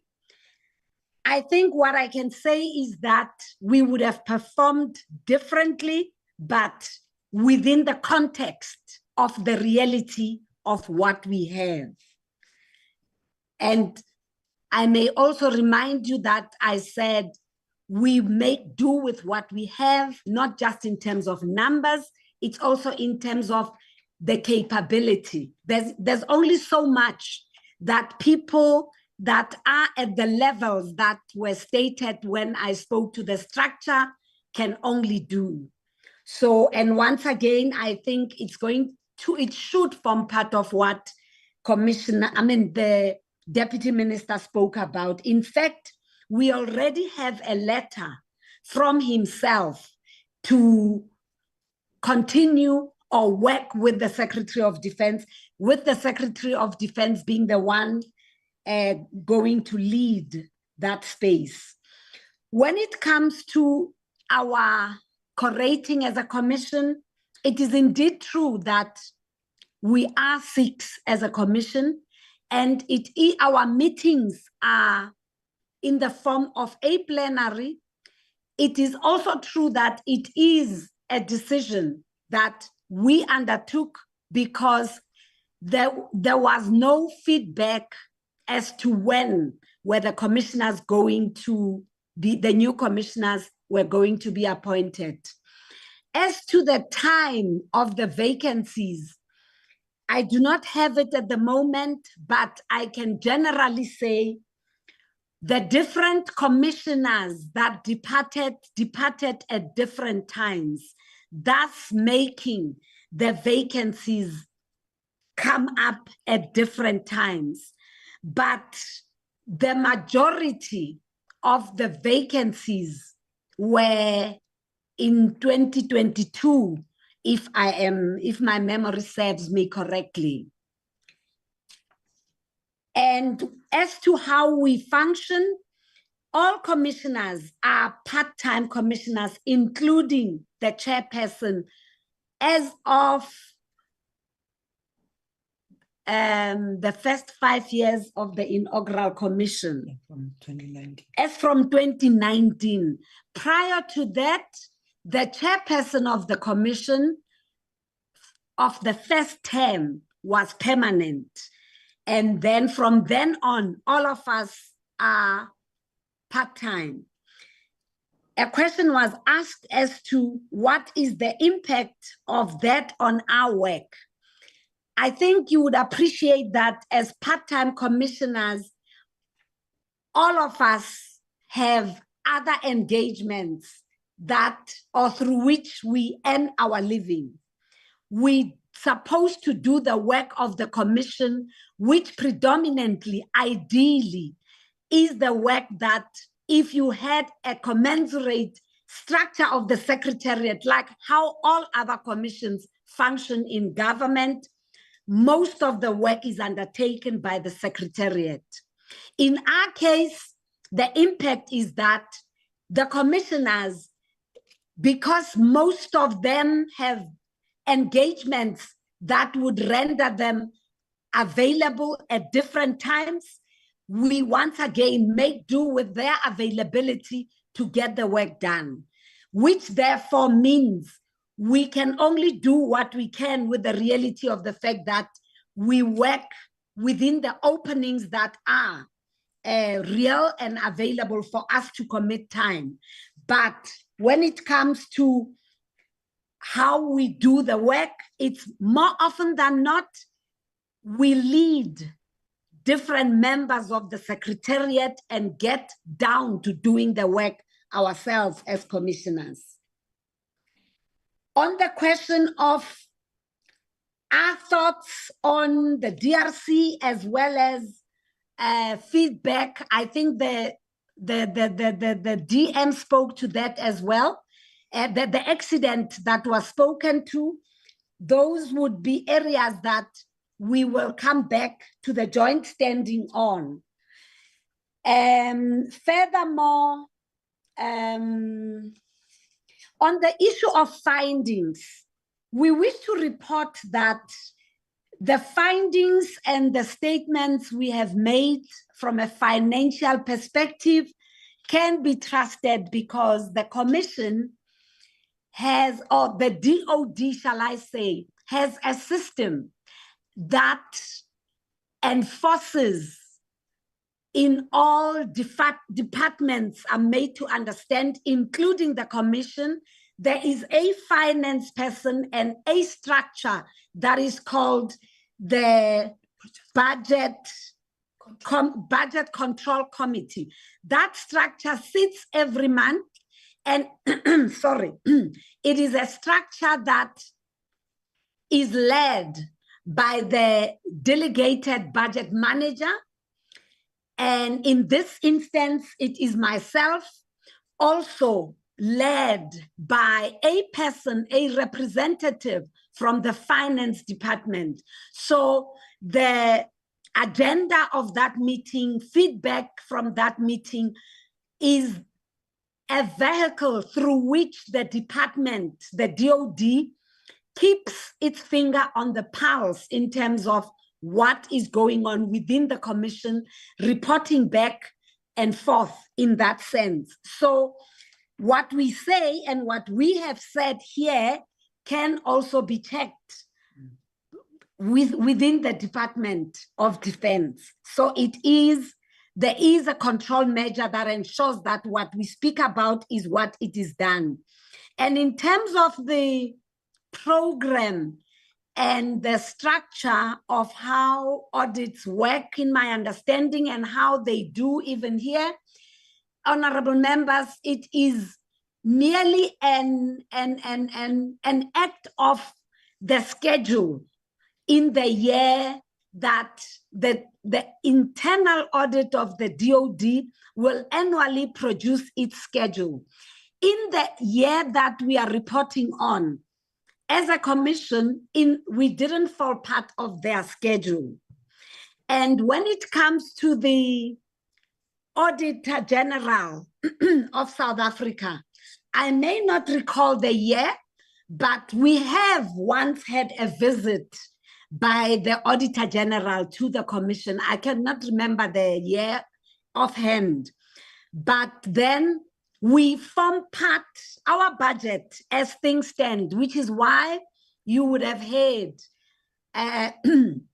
from myself talking about the dependents, as well as the Deputy Minister Holomisa talking about the independence. The commission is not independent in that sense. So all this feedback we are giving against the budget vote that we have, which is that 15 million plus minus, but we are aligned and controlled, as it were, or dependent within the DOD with regards to our budget. It does not, the commission doesn't, for instance, function in the way that the budget of the commission, in the way that the reserve force functions, the reserve force council functions. It is also not as independent in that regard as the ombuds, nor is it independent as the castle. So ours is a budget that is within the minister's office, and it's almost like a departmental budget. So that is how it functions, but it sits within the minister's office. The further question is it relates to whether, okay, the other comment, the other chairperson, the others were comments that we are going to heed to. They relate to the absence of the strategy plan, which we will make the strategic plan of within which the year under review should be submitted. We will do that. The priorities, in order for you to be able to look at them as a yardstick against which we are reporting, that will also be submitted. The issue of, I think I've already spoken to how we will feedback on the different recommendations as per how General Holomisa stated that, hopefully only at that meeting will we be able to get feedback. But as a commission, we don't necessarily, we just get acknowledgements of the receipt. And I think unless if there is anything I have left out, I'm going to request that my fellow commissioners and secretariat may please add if there is anything that I have not responded to that was asked, and if any of them is outside of what General Holomisa has already stated. I thank you, Chairperson. Thank you. Do other commissioners or secretariat wish to supplement?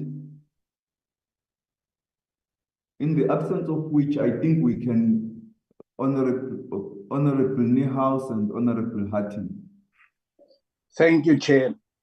My question about a report on the findings of what the Commission found during their 7 visits to various military bases was not responded to. It is not good enough to hear that they receive a receipt of the recommendations as it is filed with the Office of the Minister. That is not an achievement. It is simply, yes, we have received your recommendations.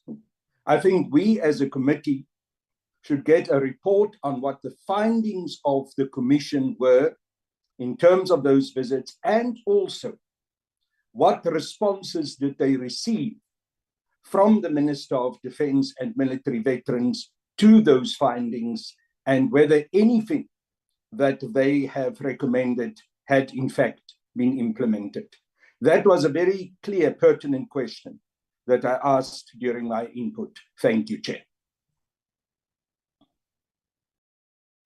Honorable Hatting, and followed by Honorable Noah. Thank you, Chair.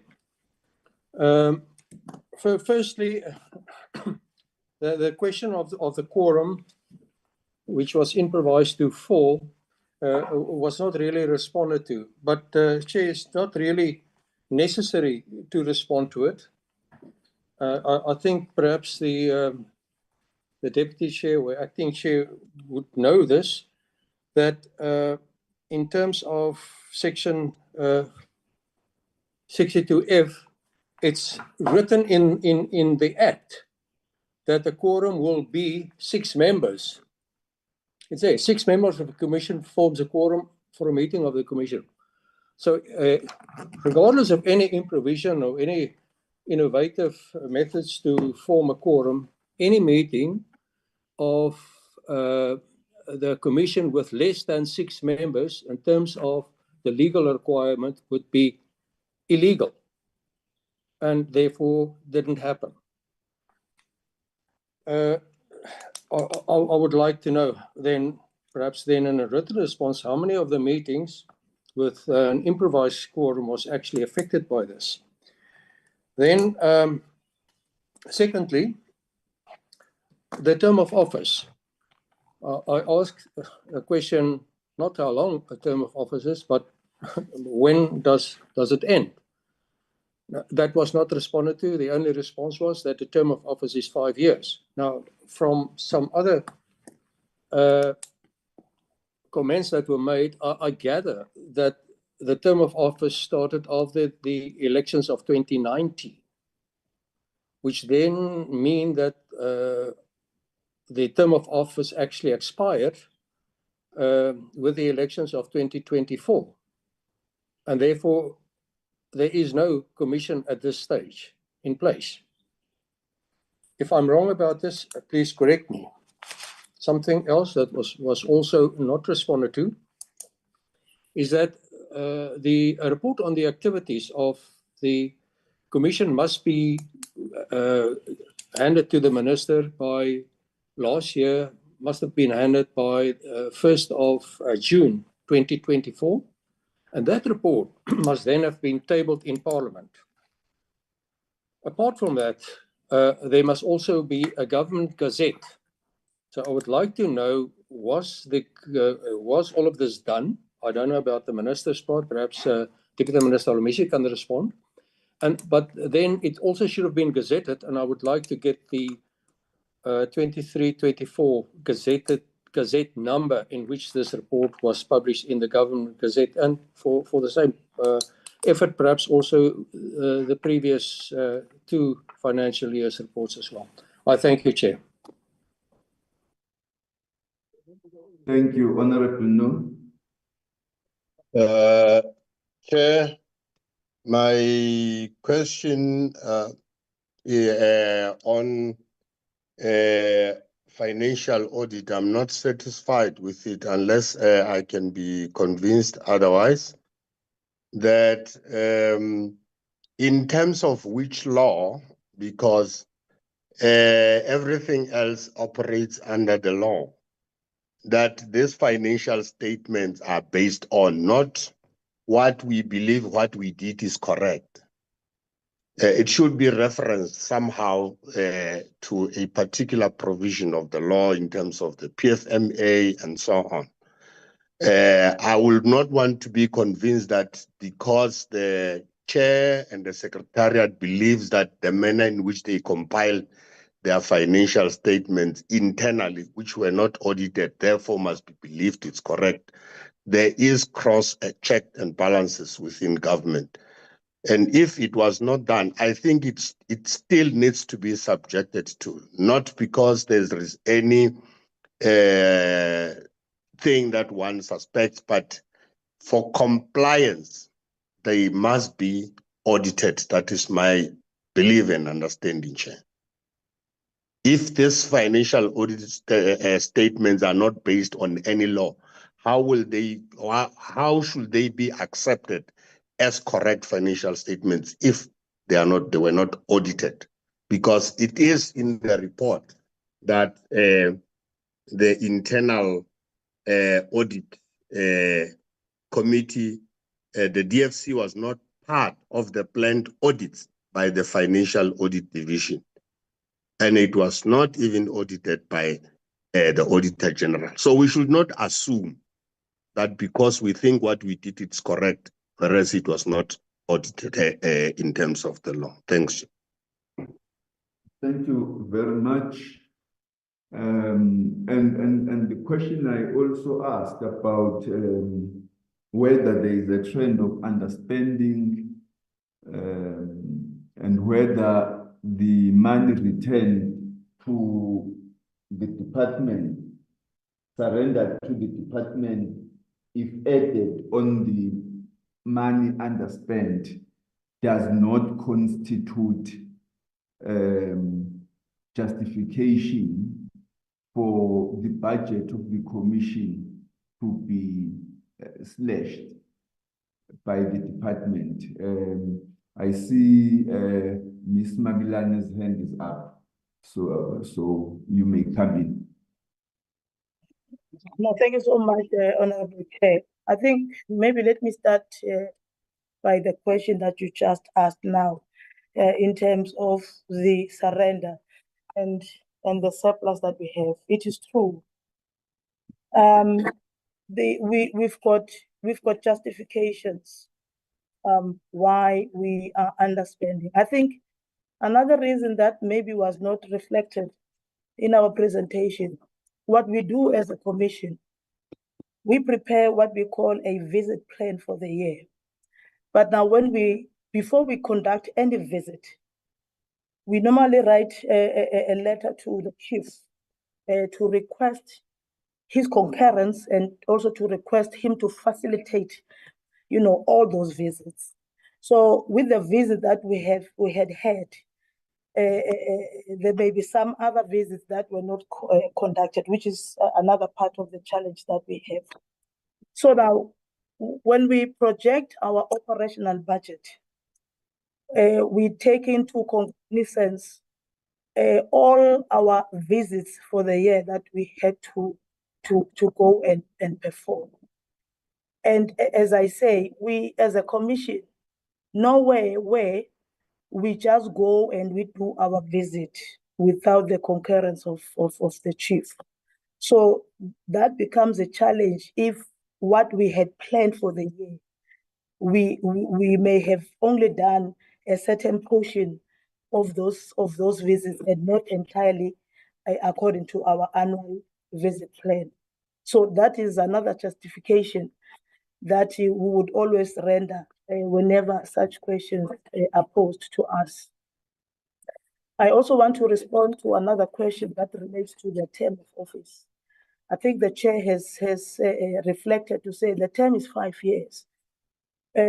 Our term ended in December mine ended in December 2024 with the former minister. We then received letters that extended our term, because in terms of the legislation, it is only the minister who can appoint commissioners or who can extend those terms of office. So I also wanted just to respond on that. We do acknowledge, Honorable Chair, with the understanding that because it simply means we have not performed in terms of our strategy and our APP. I think we should also finish our APP. And these are things that we are currently working on. I think the Deputy Minister, when we meet with the SecDef, these are issues, honorable members, that we are going to really ventilate with the SecDef, because our administration, it is sitting in the DOD. Our budget, it's like a cost center in the minister. So I just want to give an example. When the Auditor General comes and they audit the budget of the minister, our budget sits there. So when they audit, they will audit a line item. They will take out samples, as you know how Auditor General audits. They will do a sampling. Now, we do not even know in those sampling of audits whether they come across a transaction that has been performed by the Defense Force. We put that statement in our activity report because in my understanding, the Secretariat may have not been requested with any portfolio of evidence that may be relating to a particular transaction for the year under review in the audit. We've been trying to secure appointments with the internal audit because they issue their annual audit plan. We had always requested the internal audit really to also, a plan include the Defense Force Service Commission in terms of their audit plan. But there is generally, we do have a challenge, honorable members, when it comes to the commission, always trying, to secure meetings and engagements, with our key stakeholder, which is the department. So I just wanted maybe to be open and to respond to the questions that you have posed. Thank you so much, Honorable Chair. Thank you very much, Honorable Niehaus. Chair, I just want you to note that my question, which I raised, has not been answered. It's now the second time that I asked the question about whether there's a report available on the findings of the 7 visits. And in fact, while I've got the chair, I also asked another question that was not answered, and that was, what is the level of cooperation or lack thereof between the Commission and the existing Defence Force Union within the SANDF? Can these questions please be answered? Because up to now, they've simply just been ignored. Thank you, Chair. Yeah, I thought they were still answering. So I hope they will answer them. Thank you, Chair. And then this is a reminder for them to answer those questions. Thank you. Yes, Honorable Noah, your hand is up. Yeah, Chair, sorry to labor this point. You see, that's what gives a problem when you give a report of what really happened. Because on the auditing, the response is not what is submitted. So we will be unable to follow up even with the internal audit. The reasons why did they not include the commission within their audit program? Because there is nothing that says necessarily the reason why it was not included and the struggle that has just been explained that they have been struggling to. So it means this report, like I said, of the finance, it's thumbs up. It's not based on facts that could be proved. But I'm not, as I said, undermining that they did all their best to account for the funds. But again, the statement says the audits of the budget of the commission is solely lie within the department, and that also is not coming up in terms of this report. The commission takes responsibility of accounting on the money that was appropriated to them, which still leaves that part of the auditing. So I think a full explanation on the auditing will still have to be accounted for in a manner, in the form of the report, so that we can then be able, even if we are to ask the department, because it then goes to what Honorable Deputy Minister indicated, that it seems like the department is not giving full attention to the performance and matters that relates to the commission. And this will be one part that indicates that the fact that there is no audited financial department, report, how does the department also account on that aspect? So it is only if the commission clearly tells us that this is what happened as far as the auditing of our finances are concerned, that we do not have an audited financial statement, not what is covered here, the real thing that happened. Thank you, Chair. Yes, and what seems to be a concern to me is the statement that the finances of the commission are accounted for in the ministry. Now, I just want clarity in that regard, because if that were to be the case, it would mean that we are conflating the executive and the administration, which should remain two separate entities, even in terms of financial accounting. So can you, Acting Chair and and Ms. Mabilani, respond to the questions that Mr. Niehaus says he has not responded to? I mean, that you have not responded to, and these other issues that are being raised with you. And in terms of, maybe if I could add another question, in terms of the extension by the minister in December last year, the extension of the term of those whose term had expired was for how long? It was from January 2025 to what year? Acting Chair.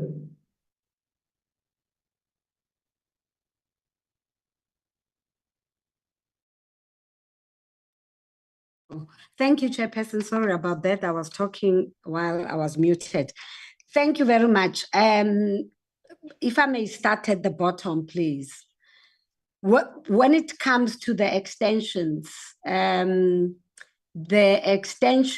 were from term 1 and to term 2. And when it comes to, I think Commissioner Mabilani spoke to it. I'm going to just give you the numbers. One of us has a term ending this year, the other 3 in 2028, and the other 2 in 2029.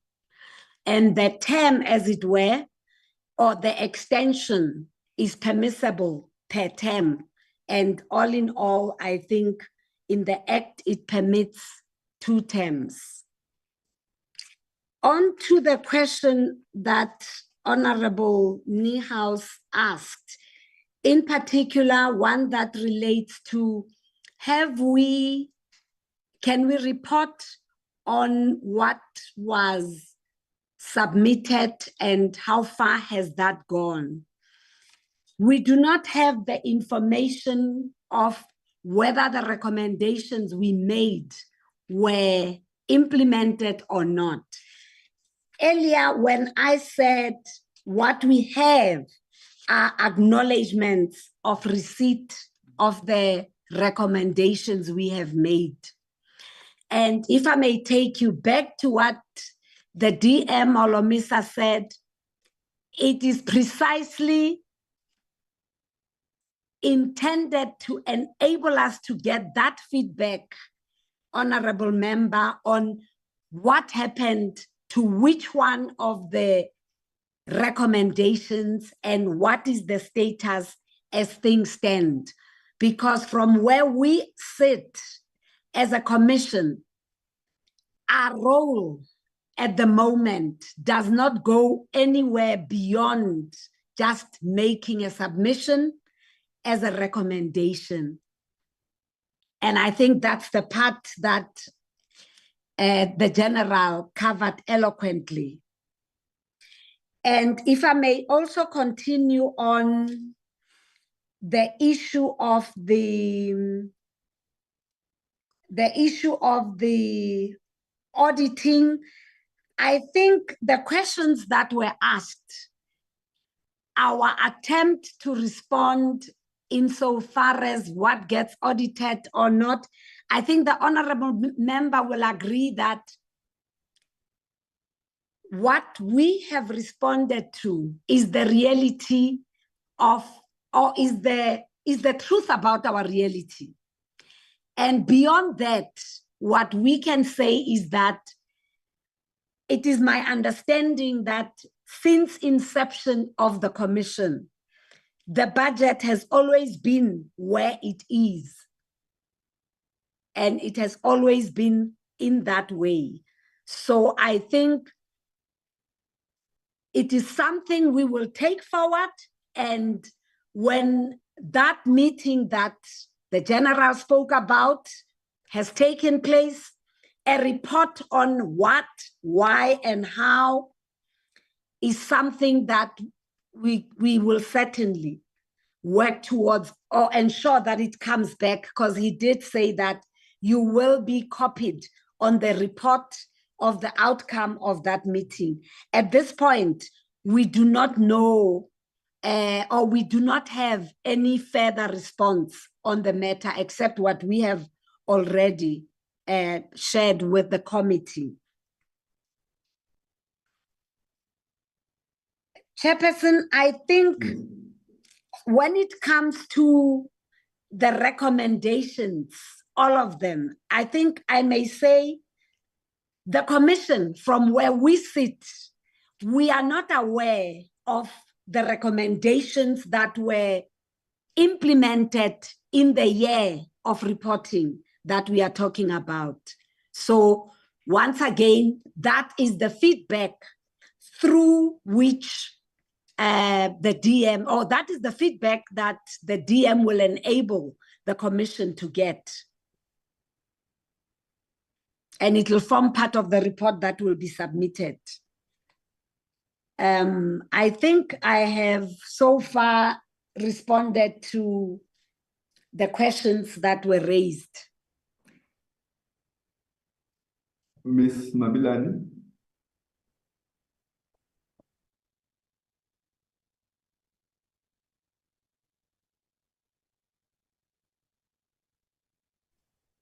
Chair, I think it may have been a legacy hand from Commissioner Mabilani, because I can see that she's not responding.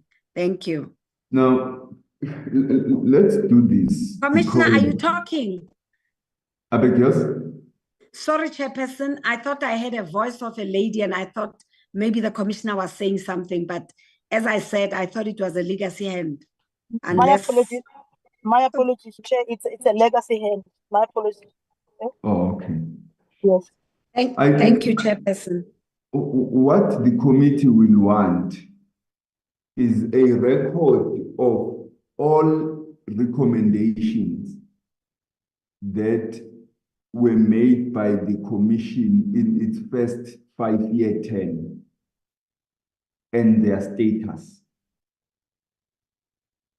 We will want to get that. What was the recommendation made? This was the issue being dealt with, and what was the status of that recommendation? Surely you should have that, because the commission should be able to track its own recommendations and the status of their implementation and none thereof. we will want to understand, we will send you a list of all outstanding issues on which we still want clarification, because we would want to know with regard to a whole range of things relating to governance, relating to strategic plans over the years, the spending, the financial accounting. We still want to know detailed responses to the questions that have been asked. We will also be engaging with the Deputy Minister on the budget of the Commission, the management of that budget. Obviously, that also falls under governance, because the management of the budget of the Commission through the ministry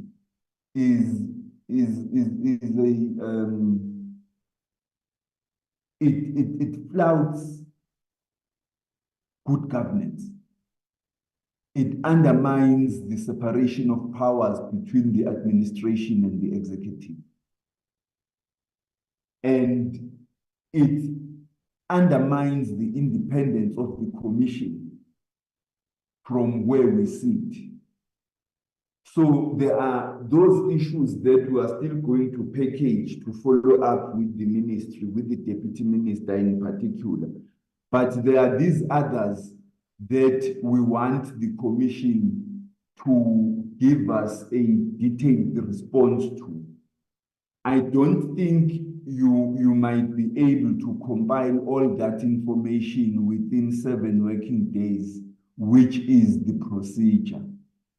The committee will deliberate on this and then communicate with you what timeline, what deadline we give you for a response, so that we are fair to you, but at the same time are fair to ourselves as the committee in the exercise of our oversight responsibility. We will also want to know what is the procedure of appointing the commission, who is eligible for appointment, what skills base are looked at when the commission is appointed, and therefore what is the procedure for rotation or renewal of the term of office, whether the minister just simply writes a letter. Based on what? Is there a report you would have given to the minister in terms of the performance of the commission, on the basis of which the minister assesses the commission and therefore decides whether these commissioners and these individual commissioners in particular must be rotated, terminated, or renewed? So all of those things remain a puzzle to us. And we would want to get clarity on all of them. But the committee, secretariat, noting the discussion and the questions that were asked, will guide us for the next minutes of our next meeting on all the questions that were not responded to satisfactorily. And we will then send to you for your response with the timeline that we will have adopted. Likewise, the issue of how do you account financially? You know, it could very well be that you found things being like this, but there are governance procedures and frameworks that dictate how financial accounting should be done. So we're not sucking it from our thumbs that there must be an audited report. And so we want to know And when we say so, we are not looking for any mistakes. We're not looking for any wrongdoing. We're not setting you up. We're not suspecting anything. We just want to be on your side, that the financial accounting is done correctly and it is as you say, and independent auditors confirm it to be so. Because your own reputations, you will know that there are, that if there is any mistake in this regard, any one of you could be held liable in one way or the other. And so to ensure that your reputations professionally are protected, we need to ensure that we fulfill all of these requirements. So we will communicate with you in due course as to what questions we still want responses to and what is the time frame. What I think you should start working on is the question that Honorable Niehaus asked, and work on it retrospectively. So you go back at least to the beginning of your term, because at least that much you can account for. To say over the last 5 years, these were findings and recommendations made on the following issues, and this is the status of each of those recommendations and findings, so that you begin to prepare to submit that to the committee for its consideration. But we will give you in detail what other issues we still want and what the timelines we are giving you to prepare those responses. But thank you very much for your appearance to the committee today, your willingness to respond to all the questions asked, and your willingness to be as detailed as you possibly can be. We appreciate it, and we hope that the measures that the Deputy Minister announced today are going to be taken into serious consideration so that your work is assisted and made all the more feasible. Thank you very much, Commissioners. You are recused.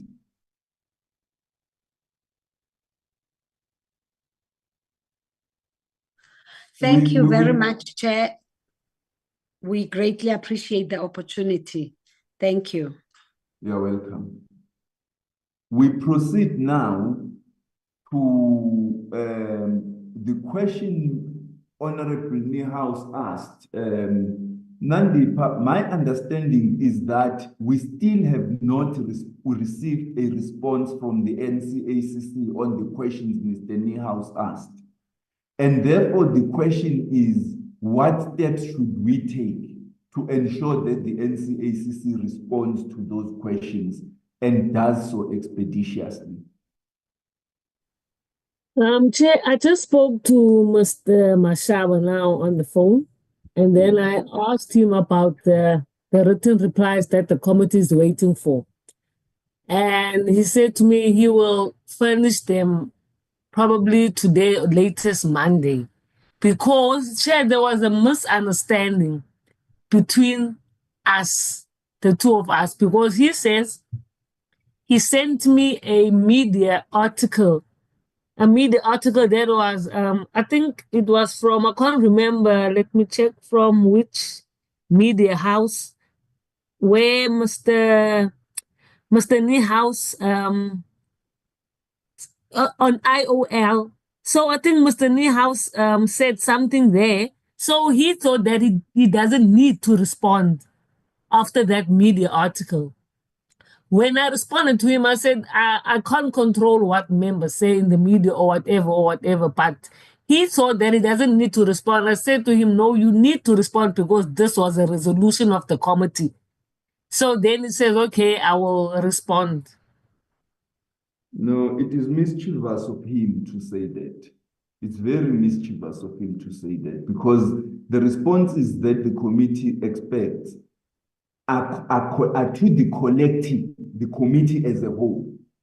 They may have been asked by an individual member, and members may make statements, whether in parliament or in public, but the responses that we expect as the committee are to the collective, the committee on behalf of parliament. But let me take Mr. Niehaus. Thank you, Chair. Sorry for the delay in coming in. I fully agree with you that the response by the acting chair of the NCACC was entirely mischievous. These committee meetings that we have are open to the public and to the media. And obviously, there will be follow-up responses also by media to statements that we make as honorable members in this joint standing committee. And we're perfectly entitled to make statements and respond to those inquiries from the media. For the NCACC then to respond, but as if they do not need to respond because I or someone else had said something with regards to what we said during a joint standing committee meeting, is entirely, totally unacceptable. Chair, this is a serious matter. There are very serious questions about the functionality of the NCACC. We raised serious concerns during the meeting about the fact that the NCACC was not functional for a considerable period of time. There are serious international questions being asked about whether the NCACC is carrying out its responsibilities, whether it is controlling the export of arms out of South Africa. There are serious concerns raised about Rheinmetall munitions and armaments going to apartheid Israel and also to Ukraine. Now, we cannot have this kind of attitude by the acting chair of the NCACC. This is mischievous, and it shows a wrong attitude and a wrong response to our committee. We need to have the answer, but Chair, I also ask of you to write to the NCACC and to indicate our displeasure with this response that our secretariat received from the acting chair of the NCACC. This is unacceptable. Thank you. I think we can close that item on that recommendation. We will prepare the letter and send it to the chair of the NCACC because this is the acting secretary of the DCAC. So we must escalate the matter to the chair of the NCACC so that necessary interventions are taken. Thank you. Let's now go to the minutes.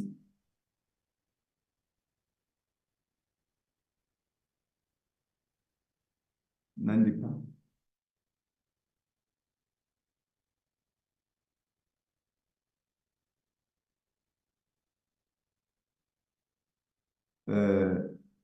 Thank you.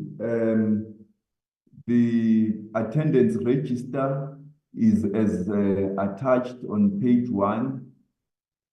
Agreed. Then we go to the academia that were in attendance, also on page 1.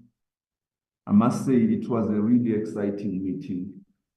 The meeting was opened and the academics welcomed, and we received apologies. Minutes of the meeting of the 7th were considered and moved and adopted. The various external stakeholders made presentations. Professor Laurie Nathan was not there. He sent a video. Dr. Yvette John Jordan made a presentation, followed by Dr. Kanyile, Professor Seegers, and Professor Heineken. We then had an engagement, just stay there. During the engagements, we noted and commended all the presentations. We emphasized the need for the review of the 2015 Defense Review.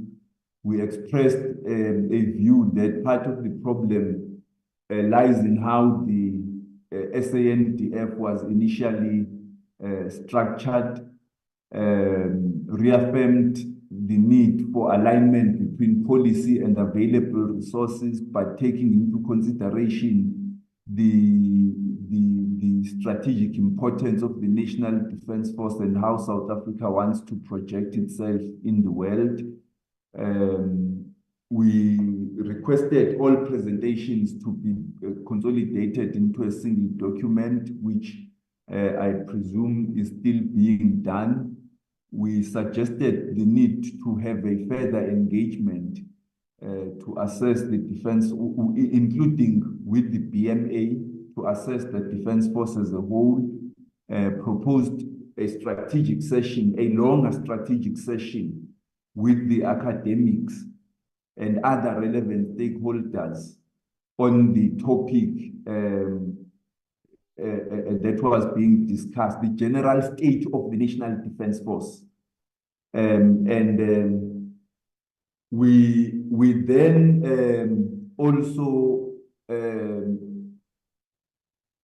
agreed that such a meeting will take place, a date will be suggested for us to adopt for such a meeting, a strategic meeting to take place. And then the minutes of the committee considered the presidential deployment letter dated 24th December 2024.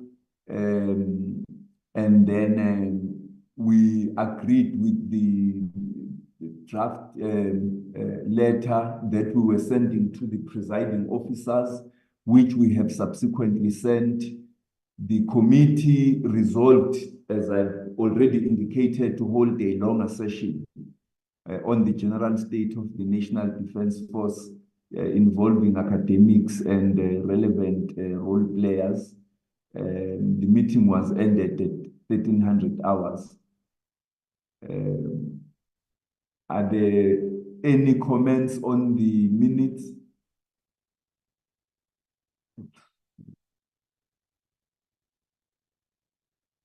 Honorable Niehaus?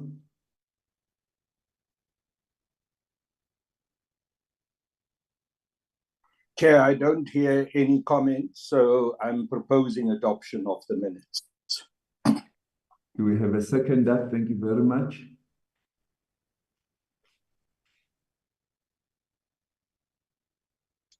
Chair, I was off the air. Oh, okay, thank you. I second, Chair. Thank you, Honorable Blackies. You second. We therefore, the minutes of the 7th are adopted. The meeting has come to an end. Thank you very much, honorable members. Sorry, Chair, there's two sets of minutes. Oh, sorry, There's a set of sorry. minutes, Two Chair. sets of minutes. Oh, yes, okay. Okay, let's go to the second set. The meeting, the closed meeting of the 28th February at Easterplaat. The attendance register was is attached.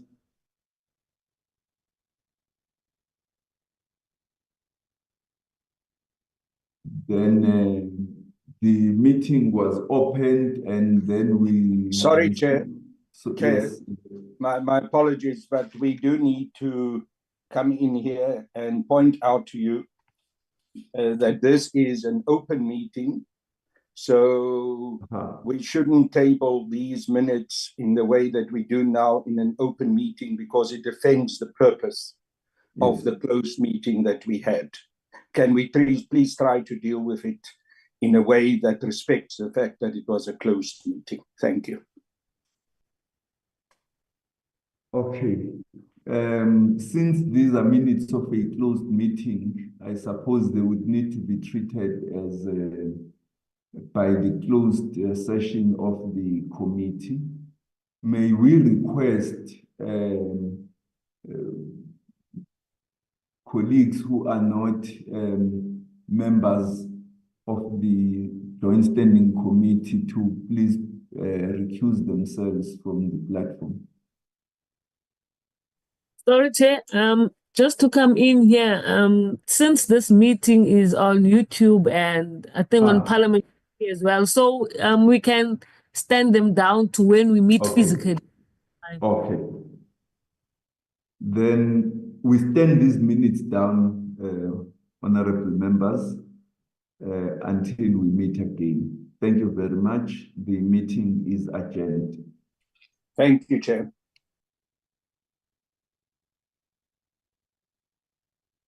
Thank you, Chair.